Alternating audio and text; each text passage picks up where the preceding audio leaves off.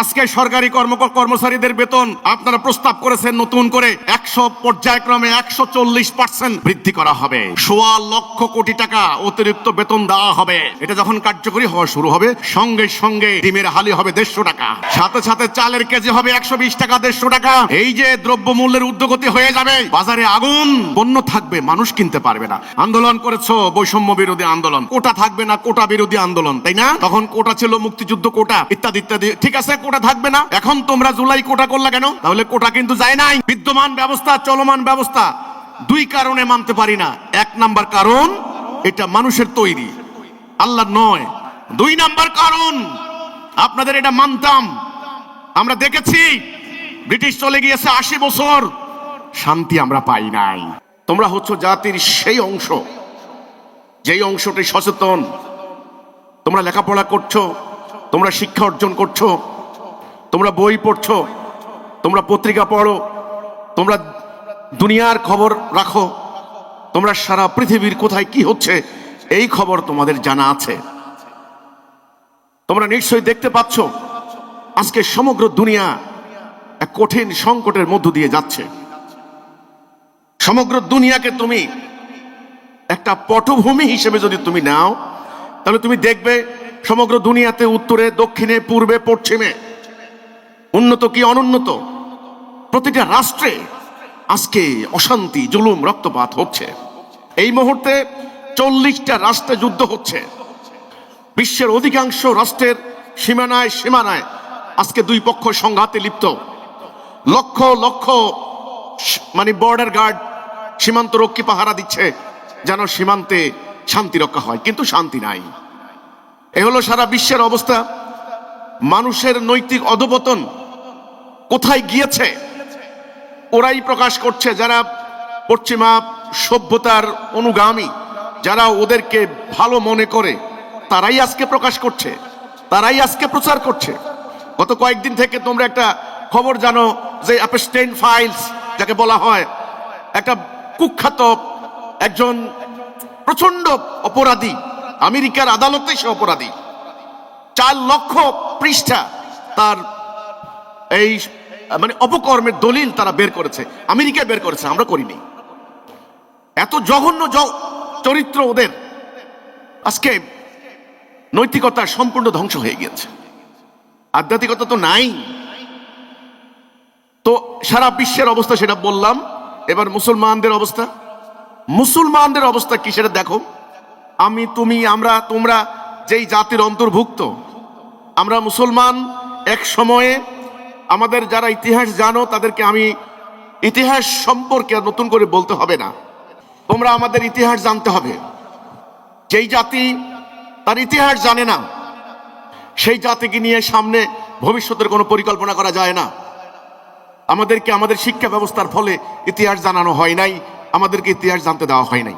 আমাদের ইতিহাস, মুসলমানদের ইতিহাস, আমরা কি ছিলাম। আমাদের নবী করিম সাল্লাল্লাহু আলাইহি সাল্লামের আগমন হয়েছে আজ থেকে 1500 বছর আগে। তিনি একটি সভ্যতা নির্মাণ করলেন।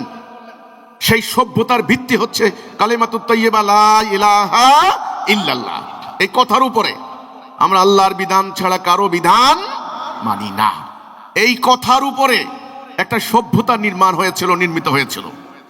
রাসূলুল্লাহ নিজে সংগ্রাম করে, লড়াই করে 23 বছরের নবুয়তি জীবনে তিনি জাজিরাতুল আরব, জাজিরাতুল আরব বলা হয় সেই জায়গাকে যেখানে উপদ্বীপ, আরব পেনিনসুলা বলা হয়। তোমার উত্তরে হচ্ছে ভূমধ্য সাগর আর দক্ষিণে হচ্ছে আরব সাগর। এই মাঝখানে যে ভূখণ্ড, এই ভূখণ্ড 12.5 লক্ষ থেকে 13 লক্ষ বর্গ মাইল। এই অংশটুকু নবী করিম সাল্লাল্লাহু আলাইহি সাল্লাম ওনার জীবদ্দশায় উনি আল্লাহর দেওয়া দ্বীন কায়েম করে তিনি আল্লাহর কাছে চলে গেলেন। সেই রাষ্ট্র ব্যবস্থা পরিচালিত হয়েছিল আল্লাহর কোরআনের বিধান দ্বারা, আল্লাহর এই হুকুম দ্বারা। এই হুকুম 23 বছরে ধীরে ধীরে ওনার উপরে নাজেল হয়েছে। আমরা যারা মুমিন, আমরা যারা আল্লাহর প্রতি ঈমান এনেছি, আমাদেরকে এটা বিশ্বাস করতে হবে এটা আল্লাহর নাজেল করা কিতাব, এটা ওহী, আল্লাহর বিধান, আল্লাহর হুকুম। মানব জাতি, এই মানুষকে কে সৃষ্টি করেছে? আল্লাহ। এতে কোনো সন্দেহ আছে? নো, কোনো সন্দেহ নাই। আসমান জমিন গ্রহ নক্ষত্র কে সৃষ্টি করেছেন? আল্লাহ। তাহলে আল্লাহ যখন সৃষ্টি করেছেন সেজন্য আমরা ওনাকে বলি খালেক। তিনি সৃষ্টি করেছেন এজন্য তিনি খালেক। আমাদের জন্ম থেকে মৃত্যু পর্যন্ত এই দুনিয়ার জীবনে বিভিন্নভাবে লালন পালন করে কে আমাদেরকে নিয়ে যাচ্ছেন? আল্লাহ। এজন্য তিনি রব, আমরা বলি রব্বুল আলামিন, আমরা বলি না? আচ্ছা, তাহলে এই বিশ্ব ব্রহ্মাণ্ডের মালিক কে? আল্লাহ। এজন্য তিনি মালিক। তাহলে তিনি মালিক, তিনি খালেক, তিনি রব। কিন্তু এই মানুষ এই দুনিয়াতে কিভাবে চলবে, কোন পথে চললে মানুষ শান্তি পাবে, মানুষে মানুষে হানাহানি হবে না, রক্তপাত হবে না, খুন হবে না, এই যে শান্তি কিভাবে কায়েম হবে এর একটা বিধান তিনি কি দিতে পারেন না? এই জন্য তিনি বিধানদাতা, তিনি হুকুমদাতা, তিনি আইনদাতা। এই যে তিনি হুকুমদাতা, বিধানদাতা, এই কথাটার মানেই হচ্ছে ইলাহ।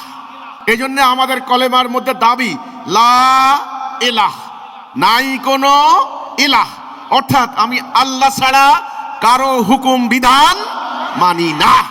যারা আল্লাহর প্রতি ঈমান আনবে, আল্লাহ সৃষ্টি করেছেন একজন স্রষ্টা, এই সিদ্ধান্ত যারা নেবেন তাহলে তাদেরকে এই কথাও বিশ্বাস করতে হবে আমাকে যেই আল্লাহ সৃষ্টি করেছেন সেই আল্লাহ এই দুনিয়াতে আমি কিভাবে চলবো এর একটা বিধানও তিনি দিয়েছেন।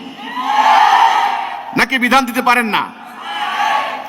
এখন সমস্যা হয়েছে, দেখো আমরা কিন্তু এখন আল্লাহকে বিধানদাতা মানি না। তুমি একজন সাধারণ মুসলমানকে জিজ্ঞাসা করো, ভাই আমাদের সৃষ্টি করেছেন কে? এক বাক্যে বলবে আল্লাহ। তারপরে প্রশ্ন করো, আপনার এই যে আসমান জমিন সৃষ্টি করেছেন কে? বলছে আল্লাহ। তাহলে আপনার রাষ্ট্র সমাজ কে চালাবে? বলছে আমরা আইন করে চালাবো। এখানে আল্লাহর কোনো কথা নাই। দেখেন, তাহলে ঈমান আনার কথা হচ্ছে পূর্ণাঙ্গ ঈমান। আংশিক ঈমান এটার নাম শিরিক। আংশিক ঈমানের কি নাম? শিরক। তোমরা কিন্তু এই সরল কথাগুলি বুঝবা, কিন্তু আংশিক ঈমানের নাম শিরিক। শিরিক আংশিক, কিছু মানা কিছু না মানা। পবিত্র কোরআনে আল্লাহ বলেছেন যে আফাতুমিনুনা বিবাদিল কিতাবে ওয়া তাকফুরুনা বিবাদ, তোমরা কি এই সিদ্ধান্ত নিয়েছো আমার কিছু মানবে কিছু মানবে না? এইটা যদি করো খিজিউন ফিল হায়াতিদ দুনিয়া, দুনিয়ার জীবনে লাঞ্ছনা দেওয়া হবে, কঠিন লাঞ্ছনা। আজকে দুনিয়ার জীবনে এই লাঞ্ছনার মেইন রিজন হচ্ছে আমরা আল্লাহর কিছু মানি কিছু মানি না। তাহলে ঈমান আনতে হলে পূর্ণাঙ্গ ঈমান আনতে হবে। আংশিক মানি আংশিক মানি না এটা কিন্তু চলবে না। এটার নাম কি হবে? মক্কার কাফেররা কি আল্লাহ বিশ্বাস করতো না? করতো। ওরা কি হজ করতো না? করতো। ওরা যাকাত দিত না? দিত। ওরা খাতনা করতো না? করতো। তারা কাফের মুশরিক কেন হইলো? হইলো এই কারণে তাদের উপরে যখন এই কিতাবটা নাজেল হয়েছে, আমাদের নবী করিম সাল্লাল্লাহু আলাইহি সাল্লাম গিয়ে যখন বললেন, এই তোমাদের ঈমান নাই, তোমরা বলো লা ইলাহা ইল্লাল্লাহ। ওরা বলল কেমনে আমাদের ঈমান নাই? তারা বলল তোমরা আল্লাহর আনুগত্য করছো না। এই যে দেখো আল্লাহ আমাকে নবী করে পাঠিয়েছেন, এই কিতাব আল্লাহর কিতাব, তোমরা এই কিতাবের আনুগত্য করো। আল্লাহ কোরআনে বলেছেন যে হে রাসূল, আমি আপনাকে যা দিয়েছি সেটাই গ্রহণ করেন, ওদের খেয়াল খুশির অনুসরণ করেন না। তখন মক্কার কাফেররা কি জবাব দিয়েছিল খেয়াল করো। তারা বলেছিল যে হে মুহাম্মদ সাল্লাল্লাহু আলাইহি ওয়াসাল্লাম, হে মুহাম্মদ, আমরা তোমার কথা শুনবো না, আমরা তোমাকে বিশ্বাস করি, তুমি ভালো মানুষ, তুমি আলামিন as-সাদিক, কিন্তু আমাদের পূর্বপুরুষ যেভাবে চলেছে আমরা সেভাবেই চলবো। ফলে তারা কি হয়ে গেল? কাফের হয়ে গেল। তাহলে ব্যক্তিগত বিশ্বাস এটা দেখি মুমিন হওয়া যাবে? নো, আল্লাহর আনুগত্য করতে হবে। আল্লাহর আনুগত্য না করলে, আল্লাহর হুকুমের আনুগত্য, কিসের আনুগত্য? আল্লাহর হুকুমের আনুগত্য না করলে তুমি কিন্তু মুমিন না, তুমি কাফের। এবার আমি ইবলিসের প্রসঙ্গে আসি।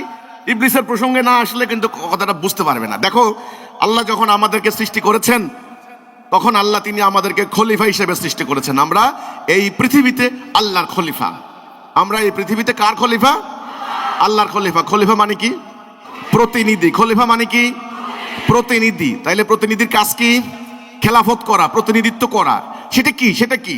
সেটা হচ্ছে এই পৃথিবীটা আল্লাহর হুকুম দ্বারা পরিচালিত করা। এই পৃথিবীটা আল্লাহর হুকুম দ্বারা পরিচালিত করা। আমরা যেন এই দুনিয়াতে আল্লাহর খেলাফত করতে না পারি। শত্রুকে? ইবলিস। ইবলিসের নাম জানো তো নাকি? শত্রুকে ইবলিস। তাহলে আমাদেরকে সৃষ্টি করেছেন কে? আল্লাহ। কি হিসাবে সৃষ্টি করেছেন? খলিফা। শত্রুকে ইবলিস। এখন দেখো ইবলিসের কি চাওয়া, আল্লাহর কি চাওয়া, এটা তোমাকে আমাকে বুঝতে হবে। ইবলিস বলেছিল আল্লাহকে, আল্লাহ আমি এই তোমার খলিফাকে তোমার পথে থাকতে দেব না। আল্লাহ বলেছেন যারা তোমার অনুসরণ করবে তাদেরকে দিয়ে আমি জাহান্নাম পূর্ণ করব। আল্লাহ সমস্ত ফেরেশতাকে বললেন সেজদা করো, সবাই সেজদা করলো, ইবলিস সেজদা করলো না।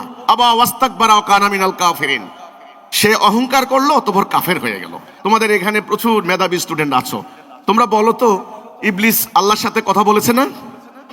বলেছে কিনা? ডায়ালগ হয়েছে কোরআনে, ইবলিসের সঙ্গে আল্লাহর কথা হয়েছে। আল্লাহ যে একজন আছেন মহা শক্তিশালী আল্লাহ, সৃষ্টিকর্তা, এই ব্যাপারে কি ইবলিসের বিশ্বাস আছে না? বিশ্বাস, কথাটা খেয়াল করো কিন্তু, ব্যক্তিগত বিশ্বাস। কিন্তু ইবলিস কাফের হইল কেন? বলো তো ইবলিস কাফের হইল কেন? ওই যে আল্লাহ হুকুম করলেন ফাসাজিদুনি, সেজদা করো, ইবলিস বলল আমি সেজদা করব না, আমি কথা শুনবো না। কেন সেজদা করবে না আল্লাহ প্রশ্ন করেছেন, এই সেজদা করবি না কেন? বলছে ও হচ্ছে মাটি, আমি হচ্ছি আগুন। তাহলে এখানে আমি বলতে চাই ইবলিস আল্লাহকে বিশ্বাস করত, আল্লাহর সিফত সম্পর্কে জানতো, আল্লাহর শ্রেষ্ঠত্ব বড়ত্ব সম্পর্কে ইবলিসের জানা ছিল। ইবলিস হাদিসে আসছে অনেক আমল করেছে, আসমান জমিন ভর্তি আমল করেছে, এই আমল শুদ্ধ। ইবলিস কাফের হয়ে গেল কেন? আল্লাহর হুকুম না মানার কারণে। ঠিক এই কথাটাই আল্লাহ কোরআনে বলেছেন ওমান লাম ইয়াহকুম, এই হুকুম কথাটা আছে, ওমান লাম ইয়াহকুম বিমা আনজালাল্লাহু ফাউলাইকা হুমুল কাফিরুন, যারা আমার নাজেল করা বিধান দিয়া ফয়সালা করে না, বিচার করে না, তারাই কাফের। আশা করি পরিষ্কার হয়ে গেলাম। আমাদের সামনে এখন রাস্তা কয়টা হবে? দুইটা রাস্তা, একটা হলো ডাইন, একটা হলো বাম, একটা হলো সত্য, একটা হলো মিথ্যা, একটা হলো ন্যায়, একটা হচ্ছে অন্যায়। এইদিকে হচ্ছে আল্লাহর হুকুম, এদিকে হচ্ছে ইবলিসের হুকুম। এই রাস্তার শেষ মাথা জান্নাত, এই রাস্তার শেষ মাথা জাহান্নাম। তুমি আমি মাঝখানে আল্লাহর খলিফা, আমরা কোন দিকে যাব এই সিদ্ধান্তের উপর নির্ভর করবে আমরা শান্তি পাবো না অশান্তির মধ্যে পড়বো, পরকালে জান্নাতে যাব না জাহান্নামে যাব। এই সিদ্ধান্ত সূত্র খুব ইম্পর্টেন্ট। তোমরা যারা কলেজ বিশ্ববিদ্যালয়ে পড়ো, তোমরা যখন সিদ্ধান্ত নাও আমি ডাক্তার হব, তুমি কি তখন ইঞ্জিনিয়ারিং কলেজে ভর্তি হও? না, তুমি মেডিকেল কলেজে ভর্তি হও। এই সিদ্ধান্তের মধ্যেই তুমি যদি সিদ্ধান্ত করো আমি রাজশাহী বিশ্ববিদ্যালয়ে ভর্তি হব, তাহলে তুমি কিন্তু ওই বিশ্ববিদ্যালয়ের ফরম আনতে হবে, সেই মোতাবেক তোমাকে প্রস্তুতি নিতে হবে। সিদ্ধান্ত যদি ভুল হয় তোমার পরবর্তী একেবারে পুরো লাইফ টাইম ভুল হয়ে যাবে। আমরা সিদ্ধান্ত নেব, আবার সিদ্ধান্ত নেব, আমরা হুকুম মানবো কার? আনুগত্য করব কার? খেলাফত করব কার? আল্লাহর। আমরা কি শান্তি চাই না অশান্তি চাই? আমরা কি আল্লাহর খলিফা হব না ইবলিসের? যেটার উপরে বিশ্বাস করবা শক্ত হয়ে দাঁড়াবা, সন্দেহ থাকলে ভালো করে পড়বা, জানবা, বুঝবা, নিজের যুক্তির সঙ্গে মিলাবা, রেফারেন্স দেখবা, দলিল দেখবা, প্রমাণ দেখবা, সন্দেহ দূর করবা। সন্দেহ নিয়ে কোথাও রওনা দিবা না। ধরো একটা গাড়ি বললো এই যাবেন, উঠেন, জিজ্ঞাসা করো ভাই কোথায় যাবে গাড়িটা? তুমি উঠা পড়লা গাড়িতে, নো, প্রতিটা মুহূর্ত তোমার সন্দেহে যাবে। শেষে গন্তব্যে পৌঁছতে না পারলে আফসোসের কোনো সীমা থাকবে না। এই জন্য সন্দেহ করবা না। সন্দেহ করে দ্বিধান্বিত হয়ে হিজবুত তৌহিদ করবা না, হিজবুত তৌহিদে আসবে না। হিজবুত তৌহিদের নিশ্চিত জ্ঞান নিয়ে আসবা। হিজবুত তৌহিদের লক্ষ্য কি, উদ্দেশ্য কি, হিজবুত তৌহিদ কি চায়, কেন চায়, কিভাবে চায়, পরিষ্কার করে জেনে বুঝে আসবা। দেখো মানুষ যুক্তিশীল প্রাণী। মানুষকে আল্লাহ গরুর মতো বোবা বানান নাই। বর্ণহীন, চোখে দেখে না, গরু চোখ কিন্তু দেখে না, মানে তার কাছে কোনো কালার নাই, colour blind. No no no no no মানুষকে আল্লাহ নিজ হাতে বানিয়েছেন। মানুষ অসাধারণ চিন্তা শক্তি, ব্রেইন আছে। কাজে তুমি চিন্তা করবা। আল্লাহ কোরআনে বলেছেন যেই সম্পর্কে তোমার কোনো জ্ঞান নাই তুমি এর অনুসরণ করো না। তুমি জ্ঞান হাসিল করবা কিভাবে? দেখবা, শুনবা, জানবা, উপলব্ধি করবা, ব্রেন দিয়ে চিন্তা করবা, গবেষণা করবা। এই সম্মিলিত সাবজেক্ট হবে জ্ঞান, এর সম্মিলিত রূপ তোমার জ্ঞান।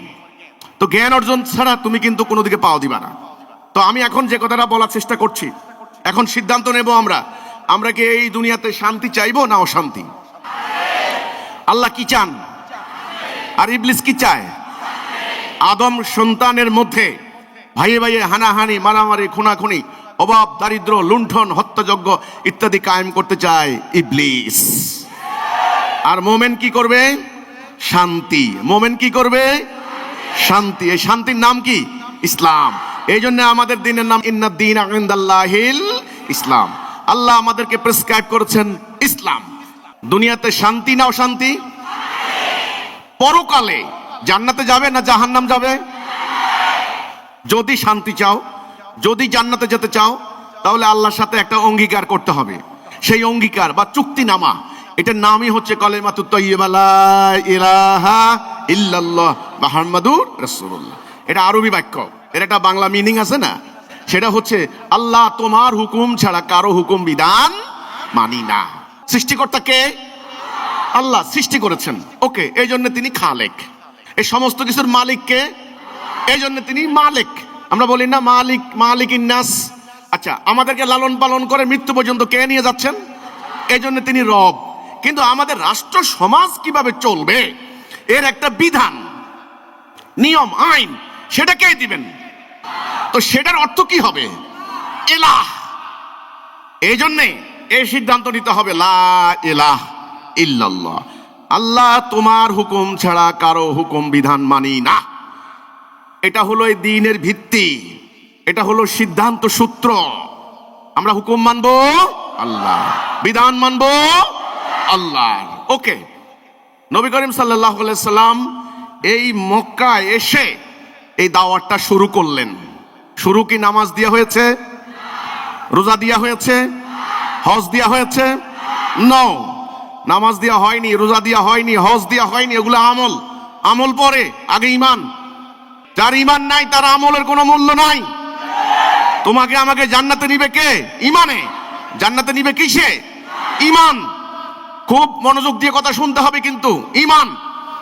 এখন আসো, নবী করিম সাল্লাল্লাহু আলাইহি সাল্লাম এই ইমানের দিকে ডাক দিলেন। মক্কার ওই সমাজে অন্যায়, অবিচার, অশান্তি, জুলুম, রক্তপাত চলতো। তোমরা জানো, নারীদের কোনো নিরাপত্তা ছিল না। মানুষের ঘরে ঘরে ছিল অভাব, দারিদ্র, দাসত্ব ব্যবস্থা। মানুষ বাজার থেকে মানুষ কিনে আনতো, দাস ব্যবসা, যেটা জানো তোমরা। সেখানে গোত্রে গোত্রে মারামারি, হানাহানি হতো, লুটতরাজ হতো, লুণ্ঠন হতো। এই অশান্তি দূর করবে কিভাবে? তখন আল্লাহ রাব্বুল আলামিন আল্লাহ রসুলকে পথ দিলেন। সেই পথের নামে হচ্ছে হেদায়া। হেদায়া কথাটা আরবি, এর বাংলা মিনিং হবে সঠিক পথ নির্দেশনা, রাইট ডাইরেকশন, সঠিক পথ। হেদায়া মানে কি? সঠিক পথ। পথের কথাটা কেন আসলো? গন্তব্যে যাওয়ার প্রসঙ্গ আসছে বলেই তো পথ। আবার বলি, ধরো তুমি ইঞ্জিনিয়ারিং কলেজে ভর্তি হতে চাও, তোমাকে একেবারে ক্লাস 9 থেকে ওই পথ অবলম্বন করতে হবে। তুমি চট্টগ্রাম যাবে, তোমাকে ঠিক চট্টগ্রামে যে পথ, ওই পথ ধরতে হবে। তুমি যদি চট্টগ্রামের উদ্দেশ্যে রওনা দিয়ে সিলেটের দিকে রওনা দাও, তাহলে কিন্তু পথ ভুল হলো। তাহলে হেদায়া মানে কি? হেদায়া মানে কি? সঠিক পথ। এই হেদায়া কে দিয়েছেন? আল্লাহ দিয়েছেন। হেদায়া কে দিয়েছেন? আল্লাহ দিয়েছেন। এই সঠিক পথ কিসের পথ? মানব জাতির মুক্তির পথ, হানাহানি বন্ধ করার পথ, দুর্বলের উপরে সবলের অত্যাচার বন্ধ করার পথ। এটা হলো সেই পথ, দুনিয়ার জীবন, এবার পরকালে জান্নাতে যাওয়ার পথ। যাদের পথ ভুল হয় তারা জীবনেও গন্তব্যে যেতে পারবে না। আগে হেদায়া, তারপরে তাকওয়া। আজকে সমাজে তাকওয়ার কোনো অভাব নাই, কিন্তু হেদায়া নাই। হেদায়াটা কি একটু বলি। নবী করিম সাল্লাল্লাহু আলাইহি সাল্লাম যখন মক্কায় এই দিনটা প্রতিষ্ঠা করলেন, মক্কার সমাজ একটু আগে আমি বলেছি অন্যায়, অবিচার, অশান্তির মধ্যে ছিল। তো নবী করিম সাল্লাল্লাহু আলাইহি সাল্লাম এই অশান্তি দূর করেছেন কিভাবে? আল্লাহর দেওয়া এই জীবন ব্যবস্থা প্রতিষ্ঠা করার মধ্য দিয়ে। নাকি অন্য কিছু? নাকি ফু দিয়ে? নাকি কোনো পরশ পাথরের স্পর্শে? মক্কার মানুষগুলির নৈতিক চরিত্র ছিল না, ব্যতিক্রম কিছু ছিলেন, দু চারজন ভালো মানুষ আগে থেকেই ছিলেন, ব্যক্তিগতভাবে নৈতিকভাবে বলিয়ান, সেটা ভিন্ন কথা। আমি টোটাল সমাজের কথা বলছি, ওভারঅল কথা বলছি। মিথ্যা, ছলনা, প্রতারণা, গুজব, অনর্থক কার্যকলাপ, মূর্তি পূজা, নারী নিপীড়ন, মানুষের অধিকার নষ্ট করা, বাক স্বাধীনতা হরণ করা, ডাকাতি, চুরি, লুণ্ঠন, ধর্ষণ, ব্যভিচার, এটা ছিল আরব সমাজের সাধারণ চিত্র। এই আরব সমাজের চিত্র পরিবর্তন হয়ে শান্তি, ন্যায় বিচার, সুবিচার, মানবাধিকার, ঐক্য, শৃঙ্খলা, আনুগত্য কিভাবে কায়েম হলো বলতো? কিভাবে এই সমাজ পরিবর্তন হলো? কিভাবে? আল্লাহর দেওয়া দিন প্রতিষ্ঠা করার মাধ্যমে। আল্লাহর দেওয়া সত্য দিন, এই কথাটাই আল্লাহ রাসূলকে আল্লাহ বলেছেন, আমি আমার রাসূলকে পাঠিয়েছি হেদায়া এবং সত্য দিন দিয়ে। এই যে দেখো আমার হাতে একটা ঘড়ি আছে, এর উদ্দেশ্য কি? এই যে মাথার উপর ফ্যান ঘুরছে, এর উদ্দেশ্য কি? বাতাস না দিলে ফ্যানের কোনো দাম আছে? এখন গরম লাগে, ধরো ফ্যানে বাতাস দেয় না, এই ফ্যান দিয়ে আমি কি করব? ফ্যানের উদ্দেশ্যই হচ্ছে বাতাস দিবে, ঠান্ডা করবে আমাকে। এখন আমি গরমে মরে যাচ্ছি, ফ্যান ঠান্ডা করতে পারছে না, এই ফ্যানের কোনো লাভ আছে, দাম আছে? তাহলে এই কিতাবের উদ্দেশ্য কি? ফ্যানের উদ্দেশ্য বাতাস দেওয়া, ঘড়ির উদ্দেশ্য সময় দেওয়া, গাড়ির উদ্দেশ্য বহন করা, এক জায়গা থেকে আরেক জায়গায় নিয়ে যাবে। তাহলে এই কিতাবের উদ্দেশ্য কি? নবীর আগমনের উদ্দেশ্য কি? উদ্দেশ্য সম্পর্কে তুমি জানবে না? জানবে না? এই তুমি রাস্তা দিয়ে যাচ্ছ, তুমি দেখছো একটা অ্যাম্বুলেন্স ঢুকছে কিছু রোগী নিয়ে হাসপাতালে, উদ্দেশ্য কি তুমি বুঝো না? কি হবে এখানে? কি হবে? ট্রিটমেন্ট করা হবে, তাই না? এখানে কে কে থাকে? ডাক্তার, নার্স, ঔষধপত্র, এই তো। এবার আসো, স্কুল ড্রেস পরে ছেলে মেয়ে যাচ্ছে স্কুলে, কলেজে, তাহলে কি হবে এখানে? ওরা কি কি করতে যাচ্ছে? লেখাপড়া করতে যাচ্ছে। লাঙ্গল কাঁধে নিয়ে, বলদ নিয়ে যাচ্ছে মাঠে, তাহলে উদ্দেশ্য কি তুমি বুঝবে না? হাল চাষ করবে। উদ্দেশ্য সম্পর্কে জানার নাম আকীদা। উদ্দেশ্য সম্পর্কে জানার নাম আকীদা। তোমার আমার উদ্দেশ্য কি? নবীর উদ্দেশ্য কি? কিতাবের উদ্দেশ্য কি? এই বেসিক নলেজ যদি তুমি না জানো, তাহলেই তোমার জ্ঞান হলো না, তুমি ইসলাম প্রতিষ্ঠা করতে পারবে না। বাংলাদেশে ইতোমধ্যেই শত শত ধর্মের নামে দল সৃষ্টি হয়েছে, তারা নির্বাচন করছে, তাদের হাজার হাজার কর্মী সমর্থক, তাদের কোটি কোটি টাকা, তারা নানানভাবে জনগণকে ডাকছে, আমার দলে আসো, আমার দলে আসো, আমার দলে আসো। জনগণ যাচ্ছে, হাজার হাজার পীর নানান পীরের কাছে যাচ্ছে জান্নাতে যাওয়ার জন্য।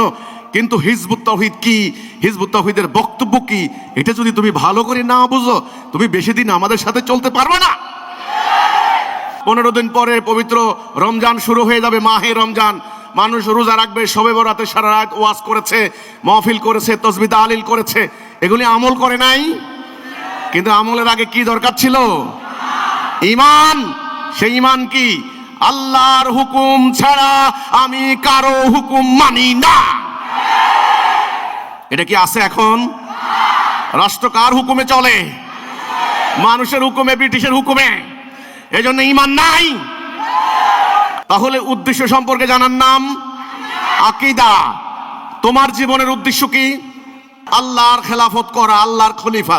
তুমি কার খলিফা? ওকে, আল্লাহর খেলাফত করবা। আল্লাহর খেলাফত করবা কি দিয়া? আল্লাহর খেলাফতের উদ্দেশ্য কি হবে? শান্তি, শান্তি। তাহলে নবীর আগমনের উদ্দেশ্য কি? কোরআন নাযিলের উদ্দেশ্য কি? সূরা ফাতিহা 28, সূরা সফ 9, সূরা তাওবা 33। হুয়াল্লাযী আরসালা রাসূলাহু বিল হুদা ওয়া দীনিল হক লিইয়ুযহিরাহু আলাদ দীনি কুল্লিহি ওয়া কাফা বিল্লাহি শাহীদা। আমি আমার রাসূলকে পাঠিয়েছি হেদায়া এবং সত্য দিন দিয়ে, যেন অন্যান্য সমস্ত দিনের উপরে এটাকে প্রতিষ্ঠা করে, জাহির করে, গালেব করে। তাহলে নবীর আগমনের উদ্দেশ্য কি? আল্লাহর দিন। কার দিন? আল্লাহর দিন। দিন দুই প্রকার, আল্লাহর দিন, ইবলিসের তৈরি করা দিন। দিন মানে কি? আমার রাষ্ট্র কিভাবে চলবে, আমার আদালত কিভাবে চলবে, আমার কোর্ট কাছারি কিভাবে চলবে, আমার শিক্ষা ব্যবস্থা কিভাবে চলবে, আমার সামরিক নীতি কিভাবে চলবে, আমার অর্থনীতি কিভাবে চলবে, আমার শিক্ষানীতি কিভাবে চলবে, এই নীতি, নিয়ম, কানুন এর সমষ্টি হচ্ছে দিন। দিন কয় প্রকার? দুই প্রকার, আল্লাহর নাযিল করা দিন, ইবলিসের তৈরি করা দিন। তাহলে আমরা কার দিন মানবো? আল্লাহর দিন। আল্লাহর রাসূলকে কি দিয়ে পাঠিয়েছেন? দিন দিয়ে পাঠিয়েছেন, হেদায়া এবং সত্য দিন। দিন। এবার এই দিন প্রতিষ্ঠা করতে হবে না? আপনাকে একটা গাড়ি দেওয়া হলো, গাড়িটা আপনি চালিয়ে যাবেন না? আল্লাহ একটা দিন দিলেন, এই দিন দিলেন, আল্লাহ বললেন যে হে রাসূল আমি দিলাম আপনাকে আমার দিন, এই মোতাবেক আপনি সমাজ চালান, রাষ্ট্র চালান, পরিবার চালান, সমাজ চলবে এই বিধান মোতাবেক। এখন এটা তো আল্লাহ দিলেন রাসূলকে, রাসূল এটা কায়েম করতে হবে না? এটাকে ইফেক্টিভ করা। যেমন ধরেন এখানে মাইক সাউন্ড আনা হলো, সাউন্ড বাক্স আনা হলো, এখানে মিক্সার মেশিন আনা হলো, এখানে এগুলি সব এনে সেট করা হলো, সব আনা হয়ে গেছে। ভাই এটাকে চালু করে শব্দ বড় করতে হবে না? শব্দ বড় না করতে পারলে এই যে বাক্স আনা, লাইনার আনা, এই যে মিক্সার মেশিন, এ সব কি হয়ে গেল? সব ব্যর্থ, বৃথা। কথাটা ক্লিয়ার হয়েছে? তাহলে ইবলিসকে পরাজিত করে শান্তি কায়েমের জন্য আল্লাহ রাসূলকে আল্লাহ কি দিলেন?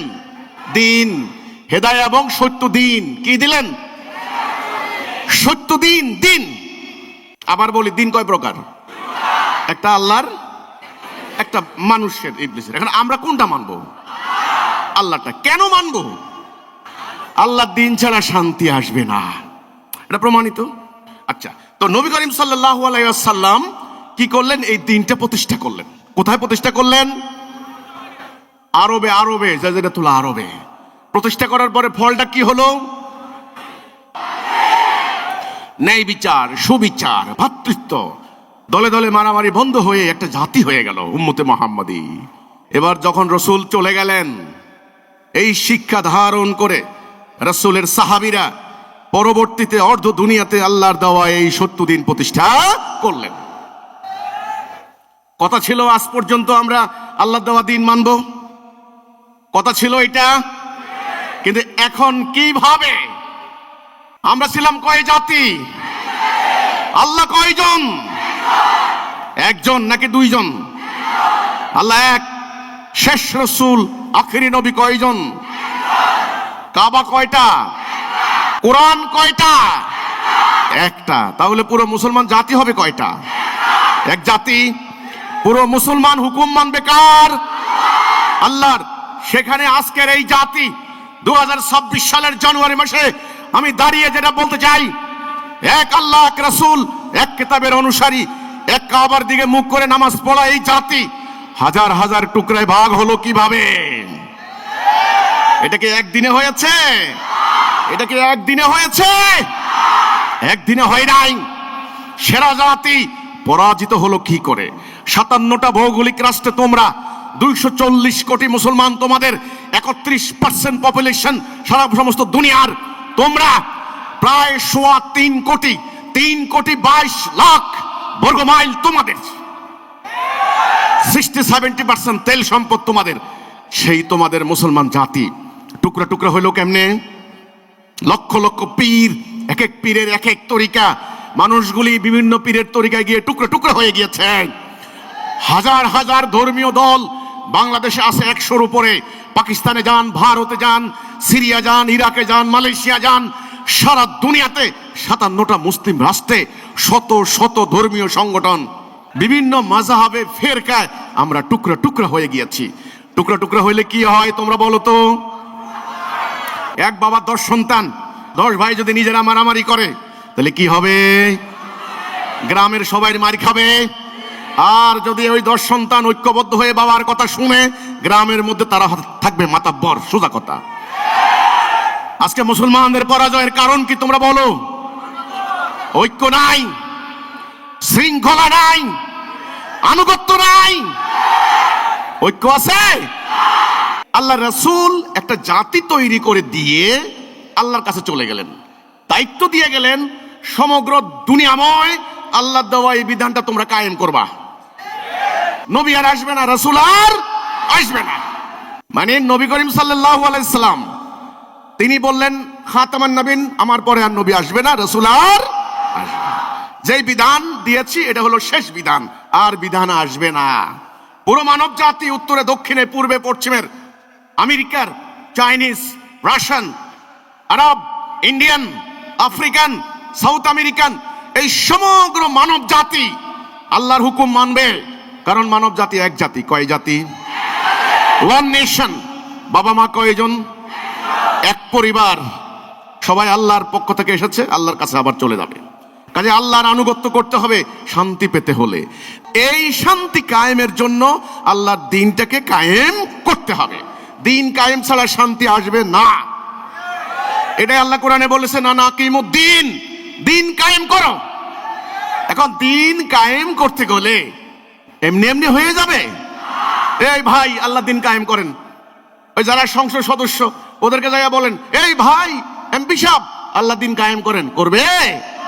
বলবে, মিয়া আমি 200 কোটি টাকা খরচ করে এমপি হয়েছি, আল্লাহ দিন কায়েম করতে মিয়া এই টাকা আগে তুলে লই সুদে আসলে।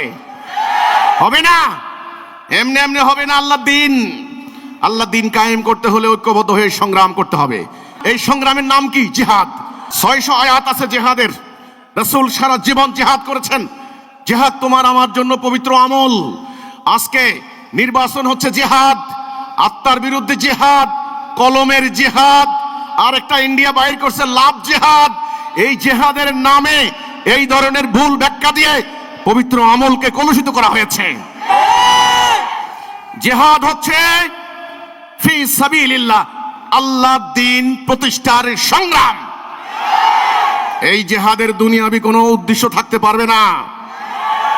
একটা এমপি হওয়ার জন্য মানুষ খুন করবেন, চেয়ারম্যান হওয়ার জন্য মানুষ খুন করবেন, ডাকাতি করবেন, মিথ্যা কথা বলবেন, ছলনা করবেন, প্রতারণা করবেন, টাকা দিয়ে ইলেকশন ইঞ্জিনিয়ারিং করবেন, এটার নাম দিবেন জিহাদ। চলবে না। আল্লাহ রাসূল এই জিহাদের মাধ্যমে এই দিন প্রতিষ্ঠা করে দিয়ে গেলেন। জিহাদ করার জন্য কর্মসূচি লাগবে। কি লাগবে? কর্মসূচি ছাড়া জিহাদ করতে পারবে না। কর্মসূচির 1 নাম্বারটা কি? ঐক্য। 1 নাম্বার কি? ঐক্য। এটা কিন্তু আমাদের বানানো কর্মসূচি না, আল্লাহ রাসূলকে আল্লাহ দিয়েছেন। রাসূল বলেছেন, আন আমরুকুম বিখামসিন আল্লাহু আমারানি বিহিন্না। এই 5টি কাজের আদেশ তোমাদেরকে দিয়ে গেলাম। 1, তোমরা ঐক্যবদ্ধ হও। 2, নেতার আদেশ শোনো। 3, নেতার আদেশ অক্ষরে অক্ষরে পালন করো। 4, হিজরত করো। 5, জানমাল দিয়ে জিহাদ করো। এই 5 দফা কর্মসূচি। যারা এই কর্মসূচি থেকে আধা হাত সরে যাবে তাদের গলা থেকে ইসলামের রশি খুলে যাবে। আলহামদুলিল্লাহ, আমরা হেদায়া পেয়েছি, আমরা আকীদা পেয়েছি, আমরা কর্মসূচি পেয়েছি। নবী করিম সাল্লাল্লাহু আলাইহি সাল্লাম যখন দিয়ে চলে গেলেন, সাহাবীরা অর্ধ দুনিয়াতে সেদিন কায়েম করলেন। কিন্তু দুর্ভাগ্যজনক ইতিহাসের একটা পর্যায়ে এসে আমরা সেই জাতি, আমরা টুকরো টুকরো হয়ে গেলাম, আল্লাহর দিন আমরা বাদ দিলাম। এখন আজকে আমাদের এই বর্তমান প্রেজেন্ট কন্ডিশন, বর্তমান অবস্থায় বাংলাদেশের ভেতরের অবস্থা, এ পর্যন্ত দেশটা যখন স্বাধীন হলো, আমরা যদি ভিত্তি সাল ধরি 47 সাল, ভিত্তি সাল। জীবন ব্যবস্থারও একটা ভিত্তি আছে, তুমি কোনটা মানবা না এই সিদ্ধান্ত নাও। আচ্ছা, তেমনি আমি আলোচনার সুবিধার জন্য ভিত্তি সাল ধরলাম 47, মানে ব্রিটিশরা যখন চলে গেল। এই 80টা বছর এই সাবকন্টিনেন্টে আন্দোলন সংগ্রাম কম হয়েছে? ওকে, আমরা পাকিস্তান আলাদা হয়ে গেলাম। কথা ছিল আল্লাহর হুকুম মোতাবেক পাকিস্তান চলবে, আমরা মুসলমান, আমরা হিন্দুদের সঙ্গে থাকবো না, এটা ছিল না কথা? কিন্তু 23 বছরে পাকিস্তানে কি আল্লাহর হুকুম কায়েম হয়েছে? হয় নাই। বঞ্চনা, শোষণ, জুলুম হয়েছে। ফলে কি হয়েছে? 71 যুদ্ধ হয়েছে। যুদ্ধে লক্ষ লক্ষ মানুষের মৃত্যুর মধ্য দিয়ে আমরা বাংলাদেশ স্বাধীন হলাম। স্বাধীনতার পর 55 বছর চলল। এই 55 বছরে আন্দোলন কম হয়েছে? সংগ্রাম কম হয়েছে? 72 সালের সংবিধান 17 বার সংশোধনী হয়েছে। এই পর্যন্ত 12টা নির্বাচন চলে গিয়েছে। প্রত্যেকটা নির্বাচনে হাজার হাজার কোটি টাকা খরচ হয়েছে। প্রত্যেকটা নির্বাচনে গ্রাম থেকে শহরে, নেতা থেকে কর্মী, নারী থেকে পুরুষ, শত শত মানুষের জীবন গিয়েছে। হাজার হাজার মানুষ আহত, বিকলাঙ্গ হয়েছে। হাজার হাজার মানুষের নামে মিথ্যা মামলা হয়েছে। বহু রাস্তাঘাট ধ্বংস হয়ে গেছে। এ পর্যন্ত 250 দিন হরতাল হয়েছে। 6.5 বছর হরতাল করেছে এই 54 বছরে। আর রাজনৈতিক দল, যত একটা সরকার পতন ঘটে, নতুন 10টা রাজনৈতিক দল হয় নাই? এরশাদ যখন ক্ষমতায় ছিলেন, এর আগে ছিল আওয়ামী লীগ, জামাত ইসলামী, বিএনপি, জাতীয়তাবাদী দল। তিনি ক্ষমতায় এসে নতুন দল করলেন। জাতীয় পার্টি, ওনার স্টুডেন্ট উইংস এর নাম হলো জাতীয় ছাত্র সমাজ। হাসিনার পতন ঘটলো 5 তারিখের পরে, তখন এই ইন্টারিম গভর্নমেন্ট ওনাদের ছত্রছায়ায় ওনারা একটা দল করলেন এনসিপি, যেটাকে বলা হয় কিংস পার্টি। তাদেরও আছে স্টুডেন্ট উইং, ছাত্র শক্তি আরো অন্যান্য আছে। তাহলে নতুন নতুন দল হচ্ছে, আন্দোলন হচ্ছে। 90-এর বিপ্লব হলো, বলল মানুষ শান্তি পাবে, শান্তি কিন্তু পায় নাই। 24 সালে আন্দোলন হলো, এই আন্দোলনে হাজার হাজার মানুষ আহত বিকলাঙ্গ হলেন, হাজার হাজার স্টুডেন্ট জীবন দিলেন। এই আন্দোলনে কোনো শান্তি হয়েছে? এই 1.5 বছরের পরিসংখ্যান কি বলে? শত শত খালি মানে রাস্তা অবরুদ্ধ করা হয়েছে। ঢাকা শহরের কোটি কোটি মানুষ অবর্ণনীয় কষ্ট করেছে, একটা দিন বন্ধ হয় নাই, অবরুদ্ধকরণ বন্ধ হয় নাই। শত শত মানুষ খুন হয়েছে। এই 1.5 বছরে বিলিয়ন বিলিয়ন ডলার বিদেশে পাচার হয়েছে। ঘুষ দুর্নীতি বাড়ছে না কমছে? বাড়ছে না কমছে? এই নির্বাচন ঘোষণা হওয়ার পর এই গত কয়েকদিনে কমপক্ষে 2 থেকে 250 মারামারি হয়েছে। এক একটা মারামারিতে 50 জন, 60 জন, 100 জন আহত হচ্ছে, বিকলাঙ্গ হচ্ছে। সরকার বলেছেন বাংলাদেশ থেকে নাকি দুনিয়ার মানুষ দেখতে আসবে। এখন দেখতে আসছে বিশ্বের অন্যতম বিশৃঙ্খল রাষ্ট্র। শান্তি নাই কেন? কেন শান্তি হবে না? পরিসংখ্যান দিতে গেলে শেষ নাই।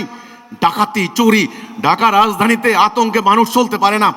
হঠাৎ করে দেখবেন মলম পার্টি, অজ্ঞান পার্টি, বমি পার্টি, কত পার্টি মোবাইল টান দিয়ে নিয়ে যাচ্ছে। গাড়ির গ্লাস খুলতে পারবেন না, সঙ্গে সঙ্গে গলায় ঢেগাল লাগিয়ে সব লুটপাট করে নিয়ে যাচ্ছে। রাস্তায় ব্যাগ নিয়ে হাঁটছেন, আপনার ব্যাগের ভিতর কি আছে না নাই, কলা রুটি নাকি সোনাদানা, কিছু ব্যাপার না, ব্যাগ নিয়ে ছিনতাই করে দৌড় দিয়ে যাচ্ছে। চোখের সামনে নারীদের কানে ধুল টেনে নিয়ে কান ছিঁড়ে ফেলছে। ঢাকা শহর, এটা ঢাকা সিটি, এখানে হচ্ছে শুধু রাতে নয়, দিনের বেলায়। নারীরা রাতের বেলায় আপনার বাসে চলতে পারছে না ভয় আতঙ্কে। যারা কোনো মহিলা যদি বাসে উঠে ঢাকা থেকে কোনো গ্রামের বাড়িতে রওনা দেয়, মানুষের টেনশনে ঘুম আসে না বাড়িতে না পৌঁছা পর্যন্ত। আছে নিরাপত্তা? নেই বিচার? নো। আদালত আপনি যান, ঘুষ আর ঘুষ, সুদ 16% সুদ, billion billion dollar, 21 lakh crore টাকা বাংলাদেশে এই মুহূর্তে ঋণী। আজকে নতুন যে বাচ্চাটি জন্ম নেবে তার মাথায় 16 লক্ষ টাকা ঋণ। এই যে তোমরা যারা স্টুডেন্ট আন্দোলন করেছো, বৈষম্য বিরোধী আন্দোলন, কোটা থাকবে না, কোটা বিরোধী আন্দোলন, তাই না? তখন কোটা ছিল মুক্তিযুদ্ধ কোটা ইত্যাদি ইত্যাদি, ঠিক আছে, কোটা থাকবে না। এখন তোমরা জুলাই কোটা করলা কেন? এখনো জুলাই কোটা, তাহলে কোটা কিন্তু যায় নাই। কোটা গিয়েছে? যায় নাই। তোমরা বলেছো কলেজ বিশ্ববিদ্যালয়ে একটা দল, স্বৈরাচারী দলের ছাত্র সংগঠন, তারা সাধারণ ছাত্রদের উপর জুলুম করছে, জিম্মি হচ্ছে, একটা চর দখলের মতো হল দখল, ভার্সিটি দখল করছে। সেই চর দখল, ভার্সিটি দখল কি মন্দ হয়েছে? অন্য রঙে, অন্য কালারে, অন্য স্লোগানে আজকে কি দখল বাণিজ্য হয় নাই? তাহলে কোনটা বন্ধ হয়েছে? জুলাই বিপ্লবের ফল কি হয়েছে? রেজাল্ট কি হয়েছে? আজকে বন্দর দিয়ে দিচ্ছে বিদেশকে, অন্যান্য সমস্ত দেশের উপর আধিপত্য। তোমরা বলেছো, মিছিল করেছো, দিল্লি না ঢাকা, দিল্লি না ঢাকা, দিল্লির আধিপত্য মানি না, দিল্লির হেজিমনি মানি না। ভালো কথা, আমরা দিল্লির আধিপত্য মানি না। আমাদের আন্দোলনের প্রতিষ্ঠাতা ইমামুজ্জামান জনাব মোহাম্মদ বাইজিদ খান পন্নী, ওনার চেহারা দেখো, উনি এই বাংলার সুলতানি পরিবারের সন্তান। ওনার পূর্বপুরুষ হযরত দাউদ খান কররানী, তিনি মুঘল সেনাবাহিনীর বিরুদ্ধে, তখন দিল্লির কর্তৃত্ব ছিল, দিল্লির সম্রাট ছিল মোগলরা, মোগলদের বিরুদ্ধে লড়াই করে তিনি মস্তক দিয়েছেন, কিন্তু স্বাধীনতা দেন নাই, সারেন্ডার করেন নাই। তোমরা বলেছো তোমরা দিল্লির আধিপত্য মানবে না, ভালো কথা। এখন সাধারণ মানুষ বিশ্বাস করে বাংলাদেশ এখন আমেরিকার আধিপত্যের আন্ডারে চলে গিয়েছে। তা না হলে নির্বাচনের 2 দিন আগে এত গোপনে গোপনে জনগণকে না জানিয়ে আমেরিকার সাথে এই চুক্তির মানে কি, এই চুক্তির উদ্দেশ্য কি, লক্ষ্য কি, চুক্তির সুবিধা কি, অসুবিধা কি, পার্লামেন্টে আলোচনা হয় নাই, জনগণ জানে না, মিডিয়ার মাধ্যমে আলোচিত হয় নাই।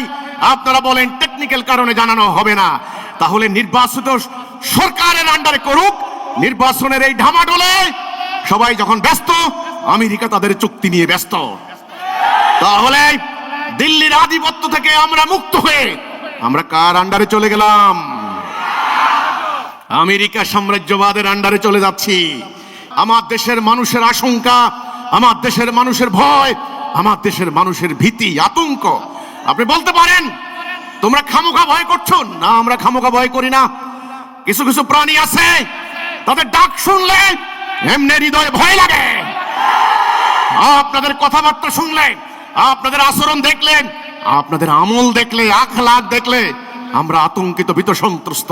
আজকের এই স্টুডেন্ট ফোরাম, তোমরা কলেজ বিশ্ববিদ্যালয় থেকে এখানে এসেছো, আজকে তোমাদেরকে পুরো ব্যাপারটাকে বুঝতে হবে।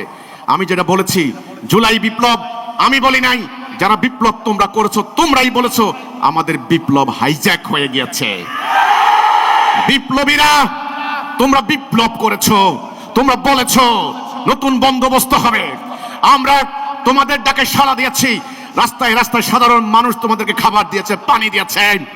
আমরা ওই সরকারকে সাধারণ জনগণ সমর্থন দেয় নাই তোমাদেরকে। তোমরা বলেছো নয়া বন্দোবস্ত হবে, তোমরা বলেছো নতুন বাংলাদেশ হবে, কিন্তু আজ তরুণরা তাদের রক্তে আগুন ধরা, তোমরা মানুষের দুয়ারে দুয়ারে ভোট ভিক্ষা করছো।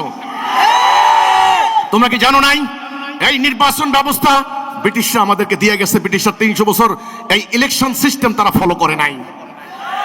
তোমরা বলেছো এটা গণতন্ত্র। নো, এটা গণতন্ত্রের নামে ভাওতাবাজি, প্রতারণা, প্রতারণা।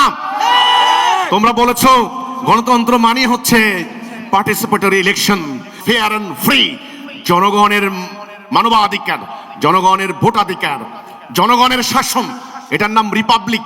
তোমরা বলেছো আগের রিপাবলিক নষ্ট হয়ে গেছে, সেকেন্ড রিপাবলিক করবা, রাষ্ট্র হবে জনগণের, জনগণের বাক স্বাধীনতা থাকবে, জনগণের কথা বলার অধিকার থাকবে, এটার নাম গণতন্ত্র। কিন্তু তোমরা কি গণতন্ত্রের চেহারা দেখেছো? গণতন্ত্র নামক এই বাচ্চাটার চেহারা দেখেছো তোমরা কোনোদিন? নো, এটা দুনিয়াতে কেউ দেখে নাই, দেখে নাই। গণতন্ত্রের কথা যারা বলে তাদের মধ্যেই গণতন্ত্র নাই। জাতিসংঘের ভেটো পাওয়ার কয়টা রাষ্ট্রের? কেন 5টা রাষ্ট্রের ভেটো হবে? কেন বা সবার হবে না? আচ্ছা ঠিক আছে, 5টা রাষ্ট্রের ভেটো, একটা রাষ্ট্র যদি দ্বিমত করে ওই প্রস্তাব পাস হবে না। কোথায় গণতন্ত্র? এইবার ভেটো কোথায় দেওয়া হচ্ছে? মুসলমানদের স্বার্থের প্রতিকূলে। প্যালেস্টাইনে যখন হামলা চলে, বোমার আঘাতে আঘাতে যখন নারী শিশুরা ধ্বংস হয়ে যাচ্ছে, নারীরা ধর্ষিতা হচ্ছে, তখন জাতিসংঘের কিনারে ওখানে যদি কোনো প্রস্তাব আসে সঙ্গে সঙ্গে ভেটো দেওয়া হয়। আর যখন ইসরায়েল কর্তৃক হত্যাকাণ্ড চলে তখন আর ভেটো হয় না। গণতন্ত্র ওখানে নাই। গণতন্ত্রের কথা আমাদেরকে শোনানো হয়। যেই যে রাষ্ট্রে ওদের দেওয়া পলিসি আমরা অনুসরণ করেছি, সেখানে টেকসই, স্থায়ী, টেকসই মজবুত কোনো ব্যবস্থা আজ পর্যন্ত কায়েম হতে পারে নাই। চীনে গণতন্ত্রের কথা বলো না কেন? রাশিয়া গণতন্ত্রের কথা বলো না কেন? সৌদি আরবে গণতন্ত্রের কথা বলো না কেন? ইউরোপের বহু রাষ্ট্র, সেখানে গণতন্ত্রের কথা বলো না কেন? আমার এই বুখারাঙ্গা বাঙালির মধ্যে তোমরা খালি গণতন্ত্র, গণতন্ত্র, গণতন্ত্র। ভালো কথা। এই কথা যদি হয় গণতন্ত্রের, যে জনগণ নির্বাচন করবে, জনগণের স্বতঃস্ফূর্ত অংশগ্রহণে নির্বাচিত প্রতিনিধি রাষ্ট্র পরিচালনা করবে, এখানে আমাদের কোনো আপত্তি নাই। কিন্তু রাষ্ট্র পরিচালনার ভিত্তি হবে আল্লাহর বিধান। গণতন্ত্রের মানে যদি এইটা হয়, সমস্ত ক্ষমতার উৎস জনগণ, আমরা বলি আমরা যারা ঈমান এনেছি এখানে আমরা এই কথা মানতে পারি না। আল্লাহ কোরআনে বলেছেন আমা আকসারুহুম লা ইয়ালামুন, অধিকাংশ লোকের কথা শুনবা না, হুকুম চলবে আমার, বিধান চলবে আমার। আলা লাহুল খালকাল আমর, হুকুম আমি সৃষ্টি করেছি, হুকুম চলবে আমার। তাহলে রাষ্ট্র পরিচালনার ভিত্তি কি হবে? সত্য কথা এখন আর কেউ বলে না, বলবে না। সত্যের কাছে সবাই বিক্রি হয়ে গেছে। আমি তোমাদের গণতন্ত্রের কথাই বলছি। তোমরা বলছো ইনক্লুসিভনেস, সবাই মিলে। গণতন্ত্রের সূত্র কি? রাজনৈতিক দল থাকবে, ওকে, বিরোধী মত থাকবে, সমালোচনা করবে, আলোচনা করবে, সরকারের ক্রিটিসাইজ করবে। এটা তোমরা বলেছো বিউটি অফ ডেমোক্রেসি। যেই দেশে এগুলি বেশি সেই দেশে মানে গণতন্ত্র কায়েম হয়েছে, তাই না? এগুলি গণতন্ত্রের মাত্রা। মাত্রা বুঝো তো নাকি? গণতন্ত্রের মাত্রা কি কি আছে? সুশাসন, গুড গভর্নেন্স, সুশাসন, ন্যায় বিচার, মানবাধিকার, বাক স্বাধীনতা।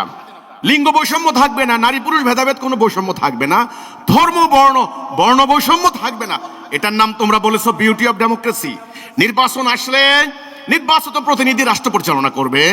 নির্বাচিত প্রতিনিধি যদি অন্যায় করে, জুলুম করে, জনগণের স্বার্থের বিরুদ্ধে কাজ করে, তাহলে পরবর্তী সেশনে ওই শাসক বাতিল হয়ে যাবে, জনগণ নতুন শাসক নিয়োগ করবে। তোমরা বলেছো এটাই হচ্ছে গণতন্ত্রের সৌন্দর্য। তোমরা এই জন্য রাজতন্ত্র সমর্থন করো না, আমরাও রাজতন্ত্র সমর্থন করি না। মোনার্কি ইসলাম সাপোর্ট করে না, আমরাও বলি না। স্বৈরাচার, স্বৈরতন্ত্র নো। অটোক্রেসি ইসলাম সাপোর্ট করে না। অলিগার্কি ইসলাম সাপোর্ট করে না। কতিপয়তন্ত্র, অভিজাততন্ত্র ইসলাম সাপোর্ট করে না। ইসলাম ন্যায় বিচার, সুবিচার, মানবাধিকার, বাক স্বাধীনতা, বর্ণবৈষম্য ইত্যাদি নিশ্চিত করে একমাত্র আল্লাহর হুকুমের আনুগত্য করার মধ্য দিয়ে। এখন তোমরা নতুন ব্যাখ্যা দিয়েছো। আগের সরকার যেই কায়দায় ফ্যাসিস্ট হয়েছে, তাদের অপছন্দনীয় দলগুলিকে নির্বাচন থেকে বাহিরে রেখে তারা একতরফা নির্বাচন করে তারা ক্ষমতা এক্সারসাইজ করেছে 16 বছর। একই তরিকা, একই প্রসেস তোমরা নিয়েছো। এখন ইনক্লুসিভের নতুন ব্যাখ্যা দিচ্ছ যে সেটা হচ্ছে জনগণের অংশগ্রহণ, এটাই হলো ইনক্লুসিভনেস। দেখো, আমি তোমাদের মতো নোংরা রাজনীতি করি না। আমি তোমাদের বাহতাবাজি, তোমাদের মিস্টেক, তোমাদের ফল্ট, তোমাদের প্রতারণাকে চোখে আঙ্গুল দিয়ে দেখিয়ে দিচ্ছি। আমি তোমাদের মতো এই ভাওতাবাজির রাজনীতিতে যাই না। এই সিস্টেম, যে রাজনৈতিক সিস্টেম চলছে, এটা থেকে শান্তি আসবে? যে অর্থনৈতিক সিস্টেম চলছে, সুদভিত্তিক অর্থনীতি, শান্তি আসবে? বিচারিক প্রক্রিয়া যেভাবে চলছে, জুডিশিয়ারি সিস্টেম, শান্তি আসবে? আসবে না। সামরিক সিস্টেম, আমলাতন্ত্র, শান্তি আসবে? শান্তি আসবে না। আজকে সরকারি কর্মচারীদের বেতন আপনারা প্রস্তাব করেছেন নতুন করে 100 পর্যায়ক্রমে 140% বৃদ্ধি করা হবে। 1.25 লক্ষ কোটি টাকা অতিরিক্ত বেতন দেওয়া হবে। আমার দেশের জনগণ সঙ্গে সঙ্গে এটা যখন কার্যকরী হওয়া শুরু হবে, সঙ্গে সঙ্গে ডিমের হালি হবে 150 টাকা, সাথে সাথে চালের কেজি হবে 120 টাকা, 150 টাকা। এই যে দ্রব্যমূল্যের ঊর্ধ্বগতি হয়ে যাবে, বাজারে আগুন, পণ্য থাকবে, মানুষ কিনতে পারবে না। আপনি সরকারি কর্মচারী, আপনি ভালো কথা 60,000 টাকা বেতন পেতেন, এখন বেতন পাবেন 1,20,000 টাকা। বাড়ি ভাড়া অন্যগুলো বাদ দিলাম, আমাদের কি হবে? আমাদের তো কোনো বাড়ি নাই। বরং আমরা যারা ক্ষুদ্র ব্যবসায়ী, আল্লাহ কোরআনে বলেছেন আমি ব্যবসাকে হালাল করেছি, সুদকে হারাম করেছি। আমরা ব্যবসা করতে যাই, অনেক কষ্ট করে কিছু জমি গরু বিক্রি করে 10 লক্ষ 20 লক্ষ টাকার পুঁজি সংগ্রহ করে একটা ক্ষুদ্র উদ্যোগ নিয়ে আমাদের নাম আপনারা দিয়েছেন ক্ষুদ্র উদ্যোক্তা, স্মল এন্টারপ্রেনিয়র। আমরা ক্ষুদ্র উদ্যোক্তা, স্মল এন্টারপ্রাইজ, আমাদের নাম দিয়েছেন 10 লাখ 20 লাখ। আমি হলফ করে বলতে পারি গত 50 বছরে হাজার হাজার ক্ষুদ্র ক্ষুদ্র উদ্যোক্তা, মাঝারি উদ্যোক্তা বাংলাদেশ থেকে দেউলিয়া হয়ে ফকির হয়ে গিয়েছে। প্রতিটা মানুষ ঋণগ্রস্ত। এই টাকা কোথায় গিয়েছে? সিন্ডিকেট, একটা সিন্ডিকেট কায়েম হয়েছে। স্বাধীনতার পর 1 বছরের ব্যবধানে 10,000 নতুন কোটিপতি হয়েছে। তাহলে সম্পদ জমা হয়ে যাচ্ছে গুটি কয়েক লোকের হাতে, আর কোটি কোটি লোক বঞ্চিত হচ্ছে, সংসার চালাইতে পারছে না। তাদের বাবা রুজি করে, মা রুজি করে, সন্তান রুজি করে, বিদেশে পড়ে থাকে যুগের পর যুগ, সংসার চালাইতে পারছে না, বাসা ভাড়া দিতে পারছে না। এই যে দ্রব্যমূল্যের ঊর্ধ্বগতি, এই যে জীবন ধারণ কঠিন থেকে কঠিনতর হয়ে যাচ্ছে, এর কারণটা কি? আল্লাহর দেওয়া এই ব্যবস্থা বাদ দেওয়ার ফল নয় কি? সুদ ভিত্তিক অর্থনীতি নয় কি? আল্লাহ সুদকে হারাম করেছেন। কোন মুসলমান কি সুদ মানতে পারে? কোন মুসলমান কি সুদ ভিত্তিক অর্থনীতি গ্রহণ করতে পারে? আল্লাহ বলেছেন যারা রৌপ্য স্বর্ণ রৌপ্য জমা করে রাখে, হাসরের দিন তাদের কপালে দাগ লাগিয়ে দেওয়া হবে। তার মানে জমার বিরুদ্ধে, জমা থেকেই ক্যাপিটালিজম, এই ক্যাপিটাল থেকে ক্যাপিটালিজম আপনারা জানেন। গুটি কয়েক ব্যক্তি সারা দুনিয়ার সমস্ত সম্পদ জমা করেছে। ঠিক একটা রাষ্ট্রের মধ্যে এই সুদভিত্তিক অর্থনীতির কারণে গুটি কয়েক ব্যক্তি আজকে বিলিয়ন বিলিয়ন ডলারের মালিক। ইন্ডাস্ট্রি তাদের এই টাকা দিয়ে তারা নমিনেশন কিনে, তারা রাজনীতি কন্ট্রোল করে, তারা পলিসি মেকিং এ যায়, তারা পার্লামেন্টে যায়। এরাই যাবে, এরা মিডিয়াকে ম্যানিপুলেট করে, এরা মিডিয়া কন্ট্রোল করে, এরা বিভিন্ন পত্রিকা, টেলিভিশন চ্যানেল, রেডিও স্টেশনের মালিক। এরাই হলো ডিপ স্টেট। আন্তর্জাতিক মহাজনদের সঙ্গে এদের কানেকশন আছে।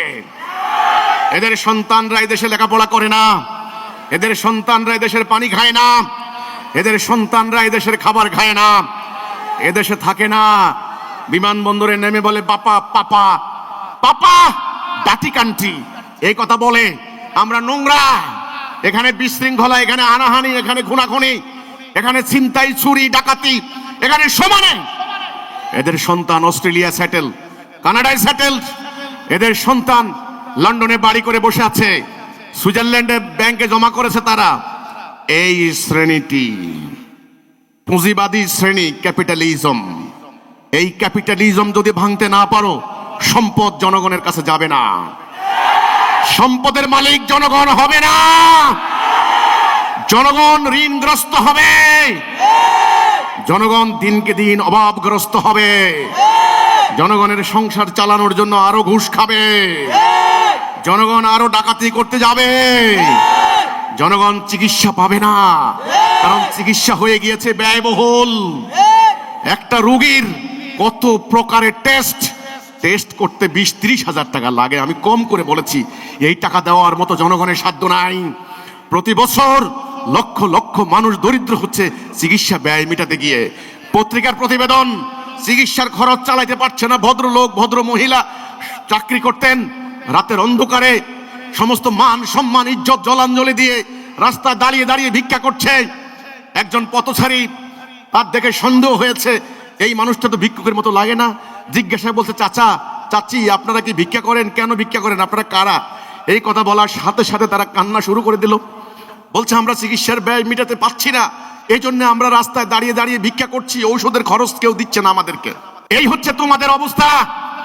চিকিৎসার ব্যয় মেটাতে পারবে না, শিক্ষার ব্যয় মেটাতে পারবে না। আজকে শিক্ষা হয়ে গেছে সিন্ডিকেটের দখলে। তোমরা বিশ্বাস করো, প্রত্যেকটা ভালো ভালো স্কুলে ভর্তি হওয়ার সময় 1 লাখ 1.5 লাখ বেতন, 20,000 30,000 50,000। দুটা বাচ্চা থাকলে তাকে ভালো স্কুলে পড়াইতে পারবে না। শিক্ষা হয়ে গেছে একটা সিন্ডিকেটের বাণিজ্যের জায়গা। প্রতি বছর 10,000 কোটি টাকা খালি কোচিং বাণিজ্য চলে বাংলাদেশে। তোমরা শিক্ষা অর্জন করতে পারবে না আগামী দিন। প্রতারণা দেওয়ার জন্য, প্রতারণা করার জন্য নামমাত্র তোমাদেরকে যেই সরকারি প্রতিষ্ঠানে প্রাথমিক বিদ্যালয় শিক্ষা দেওয়া হয়, খবর নিয়ে দেখো, সেখানে প্রাথমিক বিদ্যালয় শিক্ষকদের স্ট্যান্ডার্ড মান, লেখাপড়ার মান, শিক্ষার মান, এই জন্য যারা একটু পয়সাওয়ালা, পয়সা খরচ করতে পারে, তাদের সন্তানকে প্রাথমিক বিদ্যালয় দেয় না। সরকারি কর্মকর্তাদের সন্তানদেরকে প্রাথমিক বিদ্যালয় দেয় না। ভাই, শিক্ষা নাই। এই বিদ্যমান অর্থ ব্যবস্থা তোমাদের অধিকার দিবে না। এই ব্যবস্থার কি নাম দেব আমরা? সুদ ভিত্তিক পুঁজিবাদী অর্থ ব্যবস্থা। সুদ আল্লাহ হারাম করেছেন, আর পুঁজি জমা করে গুটি কয়েক লোক সম্পদের মালিক হবে, এটা আল্লাহ হারাম করেছেন। আল্লাহ বলেছেন সম্পদের সুষম বন্টন, সম্পদের সুষম বন্টন। আল্লাহ কোরআনে বলেছেন অর্থের নীতি, অর্থনীতি। তাহলে আমাদেরকে এই রাজনৈতিক ব্যবস্থা, যেই ব্যবস্থা ধাপ্পাবাজের রাজনীতি, বলতে গেলে দিন রাত নাই, এই রাজনীতির লক্ষ্য কি তোমরা বলো? যেই কোনো উপায় ক্ষমতা দখল করা, তাই নয় কি? ওকে, ক্ষমতা দখল করা। এই রাজনীতি কি জনকল্যাণ, জনস্বার্থ, জনসেবা? জনসেবা করলে 100 কোটি টাকা খরচ করে নমিনেশন কিনতে যাও কেন? তোমার এই 100 কোটি টাকা দিয়ে তোমার এলাকায় জনসেবা করো, তখন কল্যাণে কেন? আমার ইউনিয়নে গত 16টা বছর একটা সরকার ক্ষমতায় গিয়েছেন, কেউ বলতে পারবে না এইটুকু সামান্য উন্নয়ন করেছে। খবর নিয়ে দেখেন, আজকে 1.5 বছর হয়ে গিয়েছে, সব দলের নেতারাই আছেন, সব দলের শিল্পপতি, কোটিপতি সেখানে আছেন। তাদের টাকা তারা শহরে নিয়ে যাচ্ছেন, গ্রামে কোনো উন্নয়নের দিকে মনোযোগ নাই। বরং রাস্তায় 10 লক্ষ টাকা সরকার বাজেট করলে দলীয় কর্মীরা 8 লক্ষ টাকা খেয়ে ফেলেন। 2 লক্ষ টাকার ওই পচা ইট দিয়ে রাস্তা কোন রকম সোলিং করে দেয়, 6 মাস পরে রাস্তা ধ্বংস হয়ে যায়। তাহলে এই উন্নয়নের নামে হাজার হাজার কোটি টাকা আনা হচ্ছে এই ধাপ্পাবাজের রাজনীতি, প্রতারণার রাজনীতি, ছলনার রাজনীতি। এরা এই কলা কৌশল করে উন্নয়নের নামে দেশটাকে লুণ্ঠন করেছে। আমাদের প্রস্তাব আজকের এই ছাত্র সম্মেলন থেকে চলমান বিদ্যমান মানুষের তৈরি ব্রিটিশ আমলের ঔপনিবেশিক যুগের তৈরি করা এই সিস্টেম ব্যর্থ হয়েছে, এটার কার্যকারিতা হারিয়েছে, প্রযোজ্যতা হারিয়েছে। এটা আমাদেরকে শান্তি দিতে পারে নাই। আর নতুন করে আমাদের এক্সপেরিমেন্ট করার দরকার নাই। এক্সপেরিয়েন্স হয়েছে কিনা আমাদের, এটা আমাদেরকে শান্তি দিতে পারবে না। এজন্য আমরা প্রস্তাব করেছি এই বর্তমান বিদ্যমান ব্যবস্থাকে বাদ দিতে হবে। বাদ দিতে হবে। বাদ দিয়ে কি করবেন? রাষ্ট্র চলতে হবে না? চলবে। আমরা বলেছি বাদ দিয়ে আল্লাহর দেওয়া, আল্লাহর তাওহীদের উপরে ভিত্তি করা একটা রাষ্ট্র ব্যবস্থা প্রস্তাব আমরা করেছি।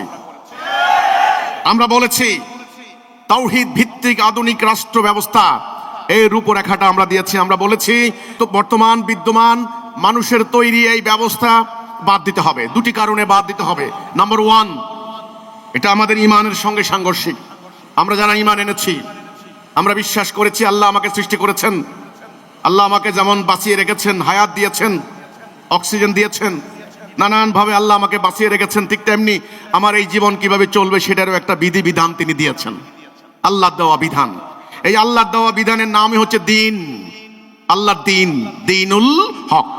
আমরা বলেছি প্রথম কারণ, বিদ্যমান যে ব্যবস্থা চলছে, বর্তমান যে ব্যবস্থা চলছে, এই হানাহানি রাজনীতি, এই পুঁজিবাদী সুদভিত্তিক অর্থনীতি, এই মানুষের তৈরি বিচার ব্যবস্থা, এই যে বর্তমান শিক্ষা ব্যবস্থা যেটা চলছে, এটা আল্লাহর দেওয়া নয়। আমরা যারা মুসলমান ঈমান এনেছি, লা ইলাহা ইল্লাল্লাহ এই কথা বলেছি, আমরা কি অন্য কারো বিধান মানতে পারি? এটা হবে শিরিক। আমরা শিরিক করতে পারি না। এক নম্বর কারণ। তাহলে কি কারণে বিদ্যমান ব্যবস্থা মানতে পারি না? তোমরা যেখানে যাবে তোমরা পরিষ্কার করে কথা বলবে। কথা বলার মধ্যে কোনো হীনমন্যতা থাকবে না, কোনো জড়তা থাকবে না, কোনো দুর্বলতা থাকবে না। তোমরা আমার কথাগুলি পরিষ্কার করে বুঝে নাও, শুনে নাও। বিদ্যমান ব্যবস্থা, চলমান ব্যবস্থা দুই কারণে মানতে পারি না। এক নাম্বার কারণ, এটা মানুষের তৈরি, আল্লাহর নয়। আমরা যারা ঈমান এনেছি মানুষের তৈরি এই ব্যবস্থা মানতে পারি না। দুই নাম্বার কারণ, আপনাদের এটা মানতাম। আমরা দেখেছি ব্রিটিশ চলে গিয়েছে 80 বছর, শান্তি আমরা পাই নাই। আমাদের কোটি কোটি টাকা পাচার হয়ে গেছে।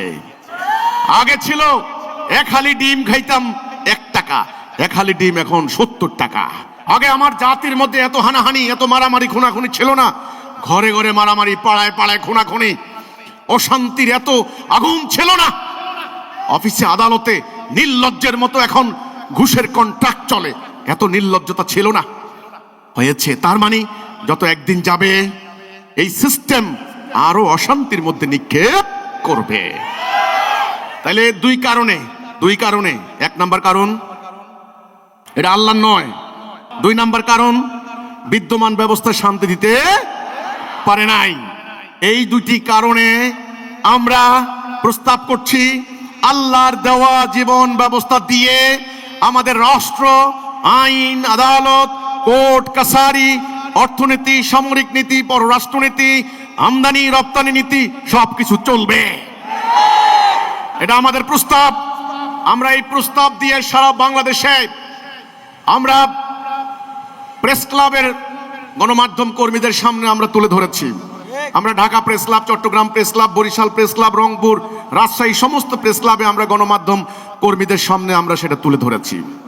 কাজেই আমরা কি বলতে চাই, আমরা কি চাই, কেন চাই, পরিষ্কার। আমাদের চাওয়ার মধ্যে কোনো গুপ্লেট নাই, কোনো দুই নাম্বারই নাই।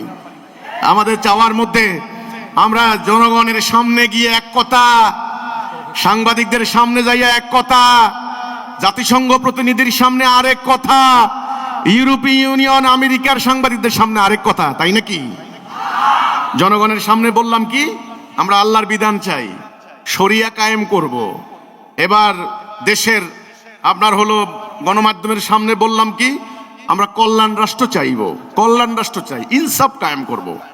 এবার আন্তর্জাতিক মহাজনদের সামনে হলে পরে এটা কিছুই বলবো না, বলবো আমরা গণতন্ত্র চাই, বিদ্যমান ব্যবস্থা দিয়েই আমাদের দেশ চলবে। তারাও আবার চালু আছে ভাই, তারাও আবার চালু আছে। তারা একেবারে কনফার্ম করার জন্য প্রশ্ন করে, আপনারা কি শরীয়তের আইন চান, শরীয়ত চান? না না না, আমরা শরীয়ত চাই না, জনগণ না চাইলে আমরা চাইবো না।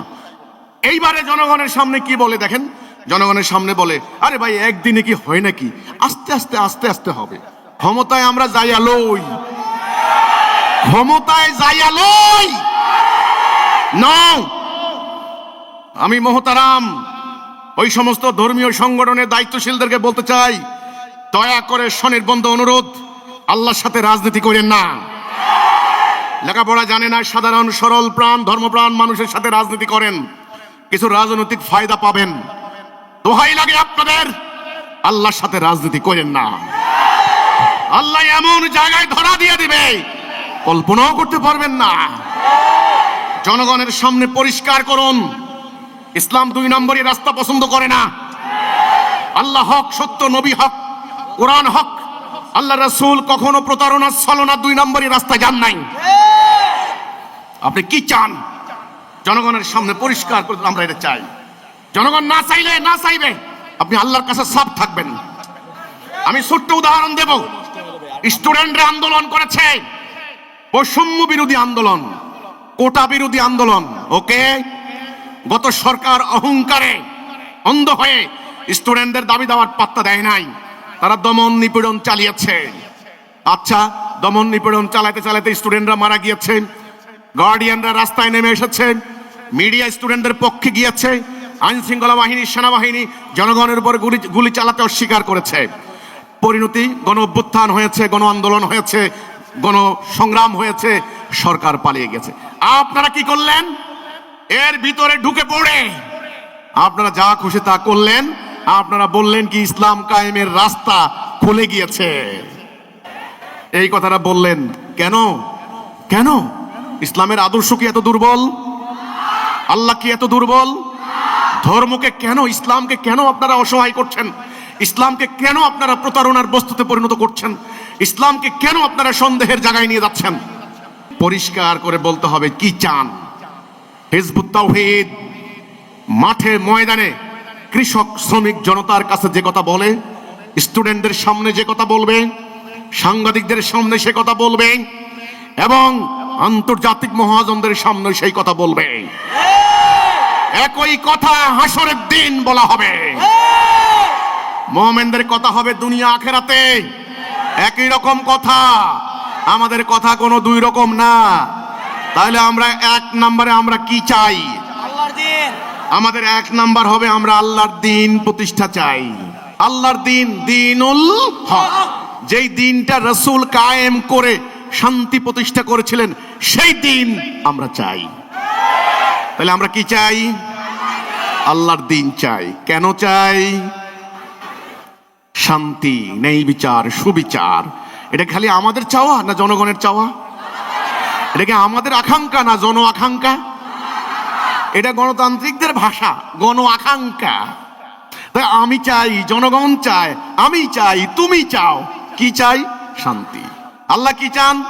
শান্তি। হিন্দু বৌদ্ধ কি চায়? শান্তি। একেবারে নাস্তিক, আল্লাহ বিশ্বাস করে না, কোরআন বিশ্বাস করে না, তারা কি চায়? দুবেলা দুমুঠো খেতে চায় বাচ্চা কাচ্চা নিয়ে, নাকি? নিরাপত্তা চায়, সিকিউরিটি চায়, নিরাপত্তা চায়। তাহলে জন আকাঙ্ক্ষা কি? শান্তি। জনগণ কি চায়? শান্তি চায়। দিন কেন চাই আমরা? শান্তির জন্য। প্রথমে বলবো আমরা কি চাই? আল্লাহর দিন। কেন চাই? শান্তির জন্য। আল্লাহর দিন ছাড়া শান্তি প্রমাণিত। 1500 বছর আগে নবী করিম সাল্লাল্লাহু আলাইহি সাল্লাম এবং সাহাবায়ে কেরাম আল্লাহর দিন কায়েম করার ফলে শান্তি পেয়েছিলেন। ওকে, 3 নাম্বার প্রশ্ন, কিভাবে কায়েম করবেন আপনারা? এখানেই হলো সবচাইতে জটিল কথা। আপনারা তো ইলেকশনে যাবেন না, কিভাবে কায়েম করবেন? কেমনে কায়েম করবেন? এই তোমার আমার সংবিধান, আল কোরআন আল কোরআন, আল কোরআন আল কোরআন, তোমার আমার সংবিধান, তোমার আমার সংবিধান, আল কোরআন আল কোরআন, এই হুকুমদাতা কে? আল্লাহ বিধানদাতা কে? আল্লাহ, তোমার আমার সংবিধান। এখন প্রশ্ন হচ্ছে 3 নাম্বার। প্রথমটা তো বুঝলাম আল্লাহ দিন চান, কেন চাই? শান্তির জন্য। বুঝলাম, কেমনে কায়েম করবেন এটা প্রশ্ন না? তখন অনেকে প্রশ্ন করে আপনাদের মার্কা কি? বলে, আমরা তো ভাই রাজনীতি করি না। আপনারা নির্বাচনে দাঁড়াইছেন না, আমরা নির্বাচন করি না। তাহলে আপনারা কেমনে দিন প্রতিষ্ঠা করবেন? অনেক সাংবাদিক আমাদেরকে এই প্রশ্ন করেছে, আপনারা কিভাবে দিন প্রতিষ্ঠা করবেন ভাই? হাউ টু ডু ইট, কেমনে এইভাবে করবেন? প্রথমে হলো হোয়াট টু ডু ইট, কিভাবে করবেন, কি করবেন, কেন করবেন, এখন হলো কিভাবে। সবাই একটা উত্তর জানতে হবে। ইসলামের প্রত্যেকটা ব্যাপারে আকীদা কয়টা? নাকি ভিন্ন ভিন্ন আকীদা? হ্যাঁ, ছেলেরা বলবে একরকম, মেয়েরা বলবে আরেক রকম, বাবা বলবে একরকম, মায়ে বলবে নো। আকীদা কয়টা হবে? এই ফ্যানের উদ্দেশ্য কি? এই ঘড়ির উদ্দেশ্য? দুনিয়ার আমেরিকানরা প্রশ্ন করেন, সেও এই উত্তর। জাপানিকে প্রশ্ন করেন, একই উত্তর। তাহলে ইসলামের প্রত্যেকটা ব্যাপারে উত্তর কয়টা হবে? একটা। আল্লাহ এই কিতাব কেন দিলেন? উত্তর হবে একটা। কেন দিলেন? এটাকে কায়েম করে শান্তি। নবী কেন আসলেন? আল্লাহর দেওয়া দিন কায়েম করা। আমার জীবনের উদ্দেশ্য কি? আল্লাহর খেলাফত করা। নামাজের উদ্দেশ্য কি? রোজার উদ্দেশ্য কি? হজের উদ্দেশ্য কি? এই প্রত্যেকটা আমলের, প্রত্যেকটা বিষয়ের অ্যান্সার হবে একটা, সুনির্দিষ্ট, প্রিসাইজড করা, কনফার্ম, কোনো সন্দেহ থাকবে না। এবং সবাই মিলে এই একটা উত্তর জানতে হবে। এক একজন এক এক কথা বললে হবে না। তাহলে প্রথম প্রশ্ন কি ছিল? আমরা কি চাই? উত্তর সবার কাছে পরিষ্কার, আল্লাহর দিন। সেই আল্লাহর প্রকৃত দিন কিন্তু হারিয়ে গেছে, কিন্তু আল্লাহ হিজবুত তাওহীদকে দান করেছেন। 2 নাম্বার, কেন চাই? শান্তি। 3 নাম্বার, কিভাবে কায়েম করব? জিহাদ, সংগ্রাম, জিহাদ এবং কিতাল, সংগ্রাম। আরো সহজভাবে বলতে গেলে একটা গণবিপ্লব, মাস সারপ্রাইজিং, গণবিপ্লব, গণজাগরণ, গণজোয়ার। জনগণকে আগে বুঝতে হবে জনগণ কি চায়। 100 টাকার বিনিময়ে ভোট দেওয়া না, নো। জনগণকে বুঝতে হবে। নবী করিম সাল্লাল্লাহু আলাইহি সাল্লাম রাসূলকে মক্কার কাফেররা মক্কার শাসক হওয়ার জন্য প্রস্তাব দিয়েছিল, দেয়নি? দেয়নি? তো নবী কি বলেছেন? নো, ওরা আমার হাতে, এক হাতে চন্দ্র এক হাতে সূর্য এনে দিলেও মোহাম্মদ এই রাস্তা ত্যাগ করবে না। হয় আল্লাহর রাস্তা শহীদ হয়ে যাব, নাহলে আল্লাহর বিজয় হবে। তিনি ওদের এই ক্ষমতার প্রস্তাব নেন নাই।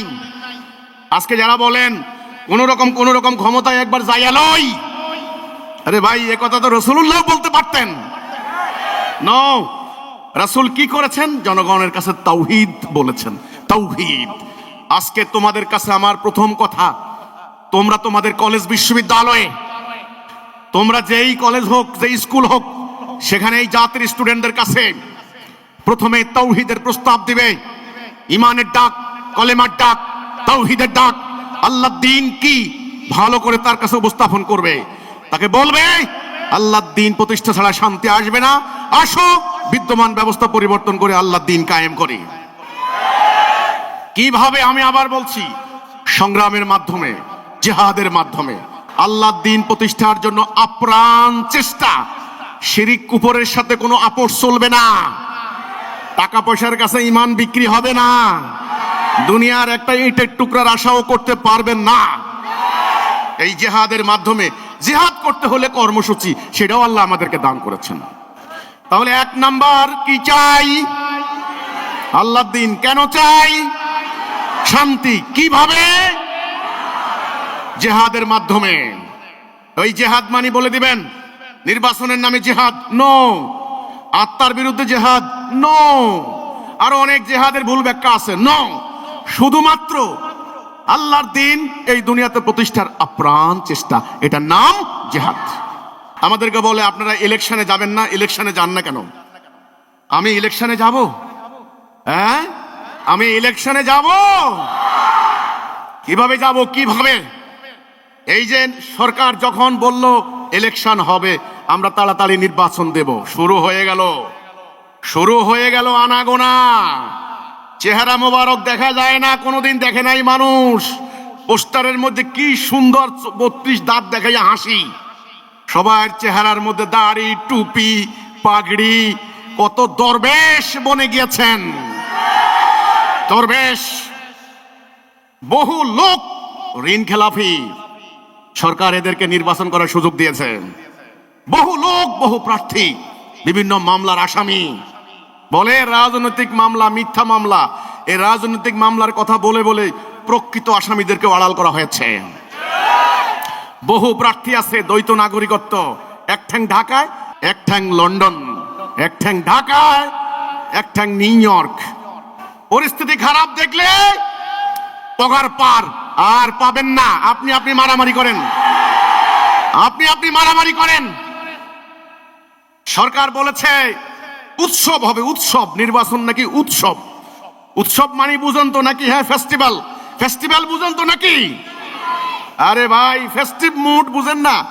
সুন্দর কাপড় চোপড়, হাসি খুশি আনন্দ, এটার নাম উৎসব। মানুষ পোলাও কোরমা খায়, মিষ্টি খায়, হ্যাঁ, কোলাকুলি করে, আমরা তো জানি এটার নাম উৎসব, ফেস্টিভ্যাল। গভর্নমেন্ট বলল কি আগামী দিন নির্বাচন উৎসব হবে।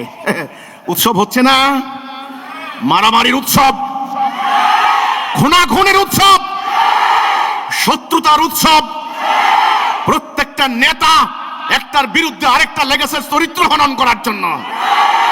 একজনে চরিত্র হনন করে, আরেকজনে বলে আইডি হ্যাক হইছে, আইডি হ্যাক হইছে। কতদিন বলবেন আইডি হ্যাক হইছে? এই ভুল ব্যবস্থায় ঢুকলেন কেন? তাহলে নেতাদের চরিত্র হনন শুরু হয়ে গিয়েছে। গালাগালি, হুমকি, অশ্লীল বাক্য। এরপরে আইন শৃঙ্খলা বাহিনী আপনারা, আমি দেখলাম শেরপুরে মারামারি হলো, বাঁশ দিয়া, পিটাইয়া, চেয়ার দিয়া। বেচারা প্লাস্টিক কোম্পানি, চেয়ার কোম্পানির চেয়ার শেষ। হাজার শত শত মানুষ আহত হলো, একজন নেতা খুন হয়ে গেল। একটা খুনিও কিন্তু জেলে যায় নাই, যায় নাই। উল্টো সরকার কি করলো? ওই বেচারা ওসি আর টিএনউকে প্রত্যাহার করে নিয়ে গেল। কোথায় নিছে আমি জানি না। এই নির্বাচনে যাব, আমাকে কি পাগলে পাইছে? কারণ আমি তো স্বার্থের জন্য আন্দোলন করি না। আমি তো এই বাংলাদেশের মানুষকে আমার বাবার কর্মচারী মনে করি না। বাংলার মাটিকে তো আমি বাবার সম্পত্তির তালুক মনে করি না। আমার আল্লাহ বলেছেন লা ইলাহা ইল্লাল্লাহর কথা বলো, কে শুনবে কে শুনবে না আমি হিসাব নেব। মিথ্যা বলবে না, প্রতারণা করবে না, কথা টুইস্ট করবে না, গুজব রটনা করবে না। যারা মিথ্যা কথা বলবে তাদের উপর আল্লাহর গজব পড়বে। আল্লাহর বিধান। অথচ এই নির্বাচনের নামে টাকার ছড়াছড়ি, কোটি কোটি টাকা, মানুষের আত্মা নষ্ট হয়ে গিয়েছে। আমরা দেখতে পাচ্ছি, গতকালকে দেখলাম রাজশাহীতে আপনারও দলে দলে বিএনপি যোগ দিচ্ছে, আবার বিএনপি থেকে দলে দলে জামাত ইসলামীতে যোগ দিচ্ছে। কয়েকদিন আগে দেখলাম দুধ দিয়ে গোসল করে আওয়ামী লীগ থেকে বিএনপিতে যোগ দিচ্ছে। আবার কয়েকদিন আগে দেখলাম আওয়ামী লীগ থেকে বিএনপি থেকে গোসল করে জামাতে যোগ দিচ্ছে দুধ দিয়া। আরে ভাই, মাথায় দুধ দিলে কি হবে? প্রত্যেকের ভেতরের ভিতরে ময়লা আবর্জনা, ভেতরটা পরিষ্কার করতে পারবা না তোমরা। এই নির্বাচনে আমি যাব, এই রাজনীতিতে আমি যাব, তোমরা যাইবা। তোমরাই আমার শক্তি, তোমরা মুমিন। ভাওতাবাজের রাজনীতি চলবে না, চলবে না, চলবে না। অর্থ লুটের রাজনীতি চলবে না, চলবে না। বন্ধ করো, করতে হবে। হানাহানির রাজনীতি চলবে না, চলবে না। বন্ধ করো, করতে হবে। প্রতারণার রাজনীতি বন্ধ করো, করতে হবে। দুর্নীতির রাজনীতি বন্ধ করো, করতে হবে। এই প্রতারণার রাজনীতি, ছলনার রাজনীতি, ধাপ্পাবাজের রাজনীতি টাকা কামিয়েছো তোমরা, কিভাবে টাকা কামিয়েছো? টাকার উৎস এখন আর কেউ জিগায় না। এই ব্যবস্থার মধ্যে কালো টাকা সাদা করার উপায়, সরকারকে একটা পার্সেন্টেজ দিয়া দিবা। গত 16 বছর ওই সরকার কালো টাকা সাদা করে নাই? করেছে। আল্লাহর ইসলামের মধ্যে কালো টাকা সারা জীবন কালো টাকাই থাকবে, সাদা করার কোনো উপায় নাই। তোমরা কিভাবে টাকাওয়ালা হয়েছো, কিভাবে পয়সাওয়ালা হয়েছো জনগণ কি জানে? জানে না। তোমাদের টাকা বাজেট করেছো, এক বান্ডেল দল চালায়, তাদের অ্যাকাউন্টে জমা দাও। এক বান্ডেল দিয়ে পাবলিককে কিনো, আরেক বান্ডেল দিয়ে মিডিয়া ম্যানিপুলেট করো, আরেক বান্ডেল দিয়ে তোমরা প্রচারণা, নিজের গুণগান, নিজের ঢোল নিজে বাজাও। এই প্রতারণা রাজনীতির মধ্যে যাব আমরা? তোমরা যাবে? তোমরা আল্লাহকে হলফ করে বলো তো, তোমরা কি মিথ্যা কথা বলতে পারবে? হ্যাঁ, তোমরা কি আরেকজনের চরিত্র হনন করতে পারবে? সোশ্যাল মিডিয়াতে সে যেটা বলে নাই ওর নাম দিয়ে চালু দিতে পারবে? পারবে না। একটা মানুষ, তোমার প্রতিপক্ষ, তার প্রার্থী অথবা প্রার্থীর ডাইনাত বামাত, সে রিক্সা দিয়ে যাচ্ছে, তাকে গুলি করে মেরে ফেলতে পারবে? নো। এই প্রতারণার রাজনীতি হচ্ছে। আমাকে বলে আপনারা কিভাবে ইসলাম কায়েম করবেন? যদি নির্বাচন না করেন কিভাবে ইসলাম প্রতিষ্ঠা করবেন? হায় রে জনতা, তোমাদের সামনে আজ বিকল্প কোনো রাস্তা নাই, কোনো রাস্তা নাই বিকল্প। অথচ আল্লাহর রাসূল কিভাবে ইসলাম কায়েম করেছেন সেই রাস্তা কি এদের সামনে আছে? রাস্তা হারাইলে কি হয়? ধ্বংস হয়ে যায়। তাহলে এ জাতি কি হারিয়েছে? রাস্তা হারিয়েছে। কি হারিয়েছে? রাস্তা হারিয়েছে। রাস্তার নাম হেদায়াত। দিন কায়েম করার রাস্তা নাই এদের কাছে, নাই। এজন্য এরা বাধ্য হয়ে প্রতারণার রাজনীতির ভেতরে ঢুকেছে। আলহামদুলিল্লাহ, আল্লাহ তোমার শুকর, আল্লাহ তোমার শুকর, আমরা দিন কায়েমের রাস্তা পেয়েছি। এখন আমরা নিজের পকেটের টাকা খরচ করে, হালাল উপায়ে রোজগার করে, নিজের গাড়ির তেল পুড়িয়ে, নিজের পায়ের শক্তি খরচ করে, নিজের কণ্ঠ ফাটিয়ে তোমরা আল্লাহর তাওহীদের দিকে মানুষদেরকে ডাক দিয়ে যাবে। যেদিন মানুষ এই সত্যটা বুঝতে পারবে, অন্তত একটা গুরুত্বপূর্ণ অংশ বুঝতে পারবে, সেদিন একটা বিপ্লব ঘটে যাবে। এই বিপ্লবের সিপাহসালার তোমরা, বিপ্লবের সারথি তোমরা। বিপ্লবের মূল মন্ত্র হবে লা ইলাহা ইল্লাল্লাহ, লা ইলাহা ইল্লাল্লাহ। তোমার আমার কলেমা। এটা কলেমা, শুধু কলেমা কথাটা বললে আমরা বুঝবেন না। কলেমা মানে বাক্য, কালেমাতুত তাইয়্যিবা, পবিত্র বাক্য। কেন পবিত্র? কেন? ওয়াই? কালেমাতুত তাওহীদ, আল্লাহর সভরেন্টি ঘোষণার বাক্য। এটা হলো বিপ্লবের মূল মন্ত্র, এটা হলো সমাজ পরিবর্তনের মূল মন্ত্র, এটা হলো জান্নাতে যাওয়ার মূল মন্ত্র।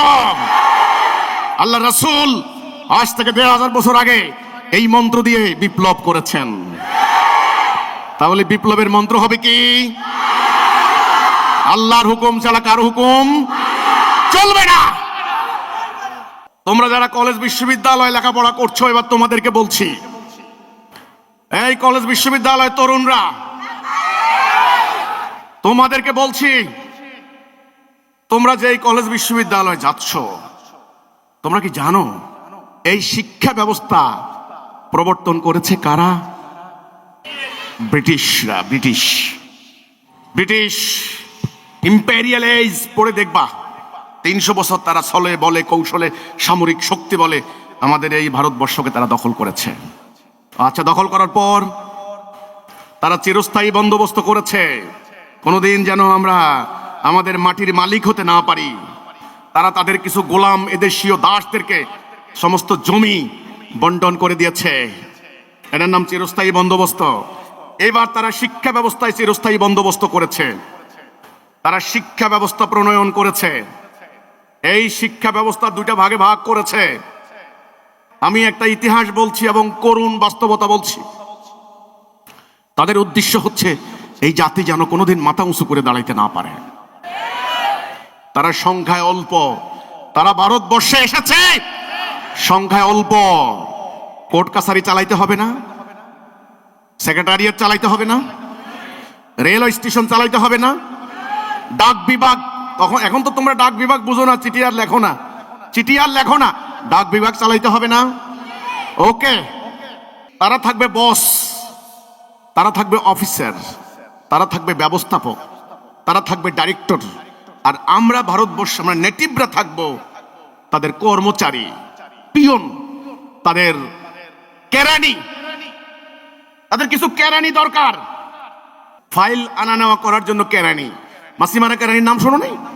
এই মাসিমারা কেরানি। তখন তারা শিক্ষা ব্যবস্থা প্রণয়ন করেছে লর্ড ম্যাকেলে। ম্যাকেলের শিক্ষানীতি পড়ে দেখবা, বলার টাইম নাই, সংক্ষেপে বলছি। তারা এই শিক্ষা ব্যবস্থা প্রণয়ন করে দুটা ভাগে ভাগ করেছে।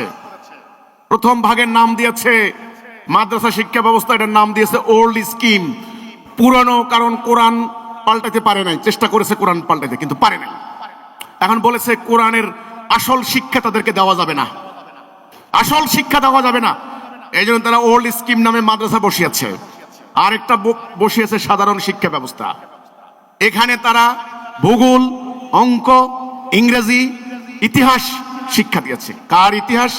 ব্রিটিশ রাজা রানীর ইতিহাস। কার ইতিহাস? সুদ ভিত্তিক অঙ্ক।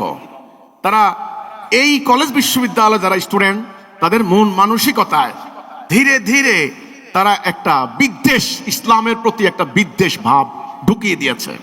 এটাকে বলা হয় হোস্টাইল অ্যাটিটিউড, মানে বিদ্বেষ ভাব। ইসলামের নাম শুনলেই মাথা গরম হয়ে যায়। ইসলাম হলো একটা মানে ফালতু। ১৫০০ বছর আগে ওই মোহাম্মদ নামে এক ব্যক্তি ধর্ম নামক একটা জিনিস আবিষ্কার করেছে। জান্নাত জাহান্নাম বলতে আসলে কিছু নেই, কোরআন তার নিজের বানানো। এটা হলো একটা মিথ, একটা পুরানো গল্প মানুষের বানানো। এই ধরনের একটা কনসেপ্ট কলেজ বিশ্ববিদ্যালয় স্লোলি তারা চালু করে দিয়েছে। আর জ্ঞান বিজ্ঞানের সকল ক্ষেত্রে অবদান হচ্ছে ইউরোপিয়ানদের। এই শিক্ষা দিল। আচ্ছা, দেওয়ার পরে বৃক্ষরোপণ করেছে, এখন ফল পাওয়ার পালা। ফল শুরু হলো, ফল ধরা শুরু হলো।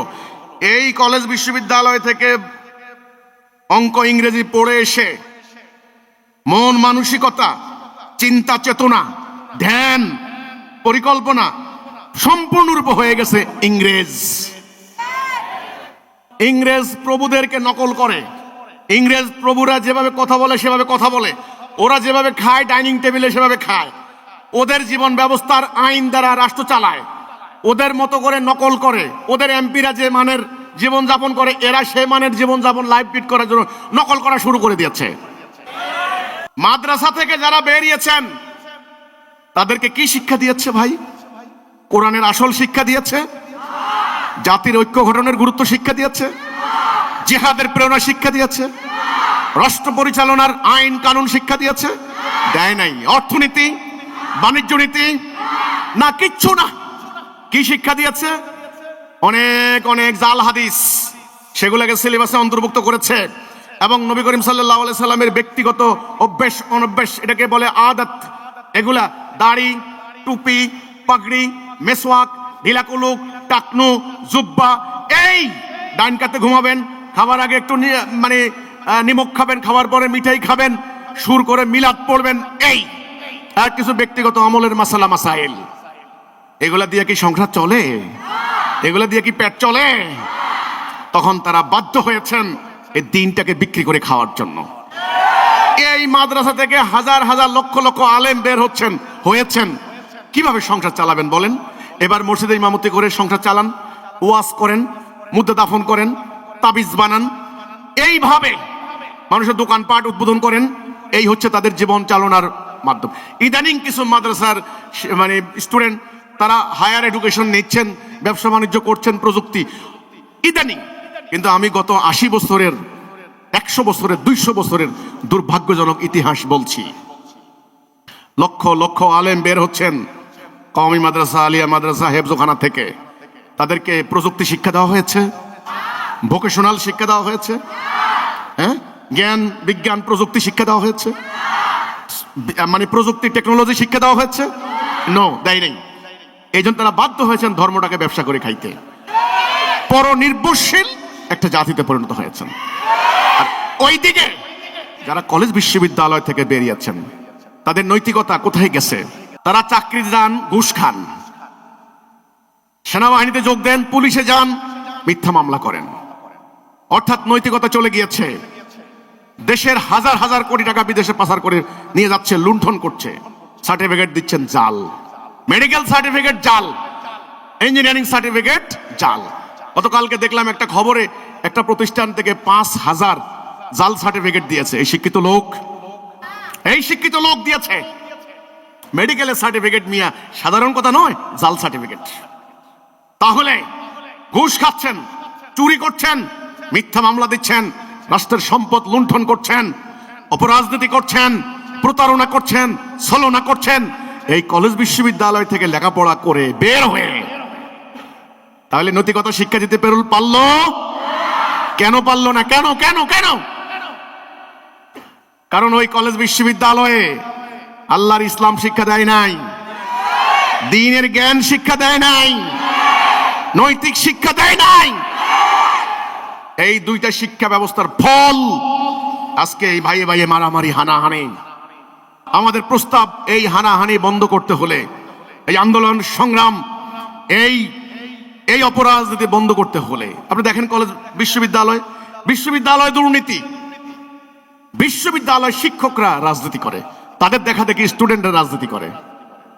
হ্যাঁ, বিভিন্ন দলে বিভক্ত, কিন্তু এই বিশ্ববিদ্যালয় শিক্ষকরা হায়া শরম ইজ্জত বাদ দিয়ে তারা এই বিভিন্ন রাজনৈতিক দলের নেতাদের পিছনে পিছনে অফিসের বারান্দা গিয়ে বসে থাকে এই বিশ্ববিদ্যালয়। তাহলে ফলাফল কি হলো? আজকে স্টুডেন্টদের চরিত্র দেখেন। ওভারঅল দু চারটা ভদ্র ছেলে, ভদ্র মায়ের সন্তান, আমি তাদের কথা বাদ দিচ্ছি, পুরো ফলাফল কি হলো? পুরো জাতির চরিত্র আজকে কোথায় গিয়েছে? শিক্ষকদেরকে গলায় গামছা দিয়ে বেঁধে ঘুরানো হচ্ছে, জুতা দিয়ে পিটানো হচ্ছে, জোর করে পদত্যাগ করতে বাধ্য করা হচ্ছে। মাদ্রাসায় হোক আর কলেজ বিশ্ববিদ্যালয় হোক, বিশ্ববিদ্যালয় ভিসিকে পর্যন্ত ঘেরাও দিয়ে অপমান করা হচ্ছে, তালা দিয়ে আটকে দেওয়া হচ্ছে। কারণ কি? স্টুডেন্টরা বলে স্যার দুর্নীতি করেছে, স্যার স্বজনপ্রীতি করেছে, স্যার স্বৈরাচারের ফ্যাসিস্টের দোসর ছিল, স্যার অন্যায় করেছে। অথচ আগের শিক্ষকরা ছিলেন শিক্ষা গুরু, পাশ হয়ে সালাম করত, জীবনের শেষ দিন পর্যন্ত শিক্ষককে মনে রাখতো। আর এই শিক্ষক মহোদয় কষ্ট করে দিন পার করতেন, একটা কর্তা দিয়ে 20 বছর ব্যবহার করতেন, একটা স্যান্ডেল বছরের পর বছর ব্যবহার করতেন, কিন্তু নৈতিকতার কাছে হার মানেননি, অন্যের কাছে সারেন্ডার করেননি। তাহলে এই শিক্ষকরা কোথা থেকে বেরিয়েছে? এই শিক্ষা প্রতিষ্ঠান থেকে বের হয়ে ভালো স্টুডেন্ট, ব্রিলিয়ান্ট স্টুডেন্ট বলেই ওনারা শিক্ষক হয়েছে। ব্রেন দিয়ে মেধা হইল, কিন্তু আধ্যাত্মিকতা হারিয়ে গিয়েছে। ভলিউম বই পড়ে বিশ্ববিদ্যালয় শিক্ষক হয়েছেন, কিন্তু ইমান চলে গিয়েছে, নৈতিকতা হারিয়ে গিয়েছে। এই হচ্ছে শিক্ষা ব্যবস্থার ফল। এই বই আমরা প্রস্তাব দিয়েছি, তোমরা স্টুডেন্টরা আজকে যারা স্টুডেন্ট ফোরাম এখানে এসেছো, তোমাদেরকে লড়াই করতে হবে। আজকে এই প্রস্তাব আমরা দিয়েছি, বিদ্যমান চলমান ব্রিটিশের রেখে যাওয়া এই শিক্ষা ব্যবস্থা পরিবর্তন করে একমুখী শিক্ষা ব্যবস্থা প্রতিষ্ঠা করতে হবে। আমাদের প্রস্তাবিত শিক্ষা ব্যবস্থায় একজন স্টুডেন্ট যেমন মুমিন হবে, তেমনি মানবতাবাদী হবে, তেমনি জীবন চালানোর জন্য সে প্রযুক্তি জ্ঞান লাভ করবে, বিজ্ঞান পড়বে, তার যুক্তিবিদ্যা পড়বে, তার অর্থাৎ দুনিয়ার জ্ঞান, দ্বীনের জ্ঞান উভয় হাসিল করবে। আজকে আমাদের বাংলাদেশের লক্ষ লক্ষ শিক্ষিত বেকার, অনার্স মাস্টার্স পাস শিক্ষিত লক্ষ লক্ষ। ঢাকা শহরে আপনি অটো গাড়ি চালায়, জিজ্ঞাসা করেন ভাই, বলছে ভাই আমি তো মাস্টার্স কমপ্লিট করেছি, চাকরি পাই নাই। আজকে দেখেন, তোমরা যারা স্টুডেন্টরা আছো, আমি তোমাদেরকে বলি, আত্মনির্ভরশীল হও, আত্মমর্যাদা সম্পন্ন হও। বিসিএস পরীক্ষা একটা পরীক্ষা, সবার স্বপ্নের পরীক্ষা, সোনার হরিণ 3000 4000 নেয়, আর তোমরা পরীক্ষা দাও 4 লাখ 5 লাখ। এই যে মারামারি, এই যে প্রতিযোগিতা চলছে, সেই কারণে বাজার চড়া দেখে এবার বিশেষ পরীক্ষার প্রশ্ন পর্যন্ত ফাঁস হচ্ছে, কোটি কোটি টাকা দিয়ে সেটা বিক্রি হচ্ছে। তোমরা স্টুডেন্ট ফোরাম, তোমরা এখন জাতির সামনে বলতে হবে, চলমান শিক্ষা ব্যবস্থা বিদ্যমান শিক্ষা ব্যবস্থায় সুনাগরিক তৈরি করতে পারে নাই, নীতি নৈতিকতা দিতে পারে নাই, মোমেন তৈরি করতে পারে নাই, দেশপ্রেমিক জনতা তৈরি করতে পারে নাই, জাতিকে পরিচালিত করার মতো যোগ্য নেতা তৈরি করতে পারে নাই, ভদ্রলোক সভ্য লোক তৈরি করতে পারে নাই। এই শিক্ষা ব্যবস্থাকে এক্ষুনি পরিবর্তন করে আমাদের প্রস্তাবিত শিক্ষা ব্যবস্থা প্রতিষ্ঠা করতে হবে। আমাদের প্রস্তাবিত শিক্ষা ব্যবস্থা হবে একমুখী। কয়মুখী? জাতির লক্ষ্য আগে ঠিক করবে, জাতি কি চায় সেই মোতাবেক শিক্ষা ব্যবস্থা প্রণয়ন করতে হবে। স্বাধীনতার পর এ পর্যন্ত 2 বছর 3 বছর যেতে না যেতেই সিলেবাস পাল্টানো হয়, কারিকুলাম পাল্টানো হয়, ইতিহাস বিকৃত করা হয়। 10 বছর আগের জেনারেশনকে স্বাধীনতার যে ইতিহাস পড়ানো হয়েছে, 10 বছর পরে এই জেনারেশনকে অন্য ইতিহাস পড়ানো হচ্ছে। আমরা একটা কনফিউশনের মধ্যে, একটা দ্বিধা দ্বন্দ্বের মধ্যে বড় হচ্ছি। ফলে আমার জাতির প্রতি যে অকুণ্ঠ ভালোবাসা, অকুণ্ঠ সমর্থন, সেটা হচ্ছে না। অথচ আমাদের একটা আইডিওলজি আছে না? আমরা কি ফকির? আমরা কি দুর্বল? আমরা পাশ্চাত্য দর্শনের মুখোমুখি কেন হব? আমাদের একটা আইডিওলজি আছে না? আল্লাহ দেওয়া দিন, জীবন ব্যবস্থা, একজন আইডল আছে না আমাদের? নবী করিম সাল্লাল্লাহু আলাইহি সাল্লাম। আমাদের শিক্ষিত জাতির ভেতরে এই প্রেরণা সঞ্চার করতে হবে। হীনমন্যতার কোনো জায়গা নাই। জ্ঞান বিজ্ঞান প্রযুক্তি, আজকে তোমরা মনে করো ইউরোপিয়ানরা আবিষ্কার করেছে, নো। জ্ঞান বিজ্ঞান প্রযুক্তি এটা একটা চলমান প্রক্রিয়া। এটা যতগুলি সভ্যতা হয়েছে, একটু একটু করে মানুষের প্রয়োজনে মানুষ ডেভেলপ করেছে। তোমরা জানো 18 থেকে 20টা সভ্যতার নাম আমরা জানি। চৈনিক সভ্যতা, মেসোপটেমিয়ান সভ্যতা, মিশরীয় সভ্যতা, হরপ্পা সভ্যতা, মহেঞ্জোদারো সভ্যতা, এগুলি আমরা জানি, তোমরা জানো এগুলি। এই সভ্যতার গ্রিক সভ্যতা, রোমান সভ্যতা, এই সভ্যতার হাতে পড়ে, সেখানে জ্ঞানী গুণী চিন্তাশীল মানুষের হাতে পড়ে জ্ঞান বিজ্ঞান ডেভেলপ হয়েছে। একটা পর্যায়ে ইসলামের সভ্যতা যখন কায়েম হয়েছে, তখন জ্ঞান বিজ্ঞান, এই মুসলমানরা যখন কোরআন রাষ্ট্র ক্ষমতায় ছিলেন, তখন তারা গ্রিক সভ্যতার বই, রোমান সভ্যতার বই, চৈনিক সভ্যতার, ভারতীয় সভ্যতার, এই আপনার পারস্য সভ্যতার এই ধরনের বইগুলি আরবিতে অনুবাদ করে তারা জ্ঞান বিজ্ঞানের ভিত্তি রচনা করেছেন। এই আরবদের মধ্য দিয়ে যখন উমাইয়া সালতানাত মরক্কোতে কায়েম হয়, তোমরা জানো মরক্কোর মুর সালতানাত, সেইটার মধ্য দিয়ে ইউরোপে জ্ঞান বিজ্ঞান প্রবেশ করেছে।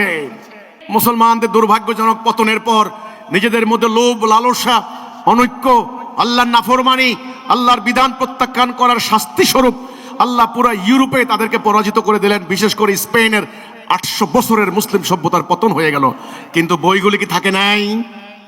সেই প্রযুক্তিবিদ্যার বই, মহাকাশবিদ্যার বই, চিকিৎসাবিদ্যার বই, খনিবিদ্যার বই, স্বাস্থ্যবিদ্যার বই, গ্রাস্তবিদ্যার বই, সমস্ত বইগুলি যেগুলি আরবরা ডেভেলপ করেছে, সেগুলি ইউরোপে ঢুকেছে।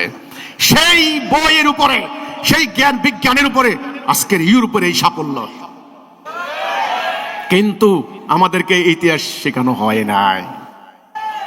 তোমরা কি সমৃদ্ধ ছিলে না ফকির ছিলে? তোমরা কি ধনী ছিলে না ফকির ছিলে? তোমরা কি শাসক ছিলে না গোলাম ছিলে? তোমরা কি ঐক্যবদ্ধ ছিলে না টুকরা টুকরা ছিলে? কোথায় চলে গেল তোমাদের সেই গৌরব? হারিয়ে গেল পাপের শাস্তি। এবার আবার দুনিয়াতে সেই গৌরব তোমরা আনবে।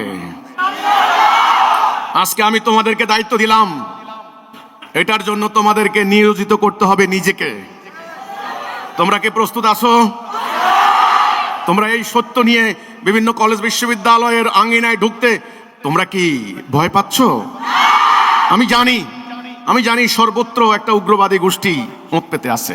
তোমাদেরকে দেখলেই হামলা করে, তোমাদেরকে দেখলেই মব সৃষ্টির চেষ্টা করে। এই উগ্রবাদী গোষ্ঠীর কাছে তোমরা মাথা নত করবে না, ভয় পাবে না। ভয় পাবে কাকে? আল্লাহকে। মোমেন পিছপা হয় না। মোমেন পিঠ দেখায় না, মোমেন আল্লাহ ছাড়া অন্য কারো কাছে মাথা নত করে না। কারণ মোমেনের মৃত্যু শাহাদাতের মৃত্যু কামনা করে। ওদেরকে বলে দেবা হিজবুত তাওহীদ সম্পর্কে, হিজবুত তাওহীদকে নিয়ে আন্ডার এস্টিমেট করো না, হিজবুত তাওহীদকে আন্ডার এস্টিমেট করো না। যে আন্দোলন 30 বছর একটা অন্যায় করে নাই, একটা আইন ভঙ্গ করে নাই। তোমরা যে দল করো না কেন, সাদা লেবাস ধারণ করেছো, দাড়ি টুপি ধারণ করেছো, তোমাদের চরিত্র সবাই জানে। সাহসিকতার সাথে কথা বলবা। আমার রাসূল কোনোদিন কোনো রণাঙ্গন থেকে পালিয়ে যান নাই। এইটা আমি তোমাদের উপর আজকে দায়িত্ব দিয়ে গেলাম। তোমরা আগামী কালকে থেকে প্রত্যেকটা কলেজ বিশ্ববিদ্যালয়ে তোমরা এই বিপ্লবের মন্ত্র তোমরা চালু করে দেবে।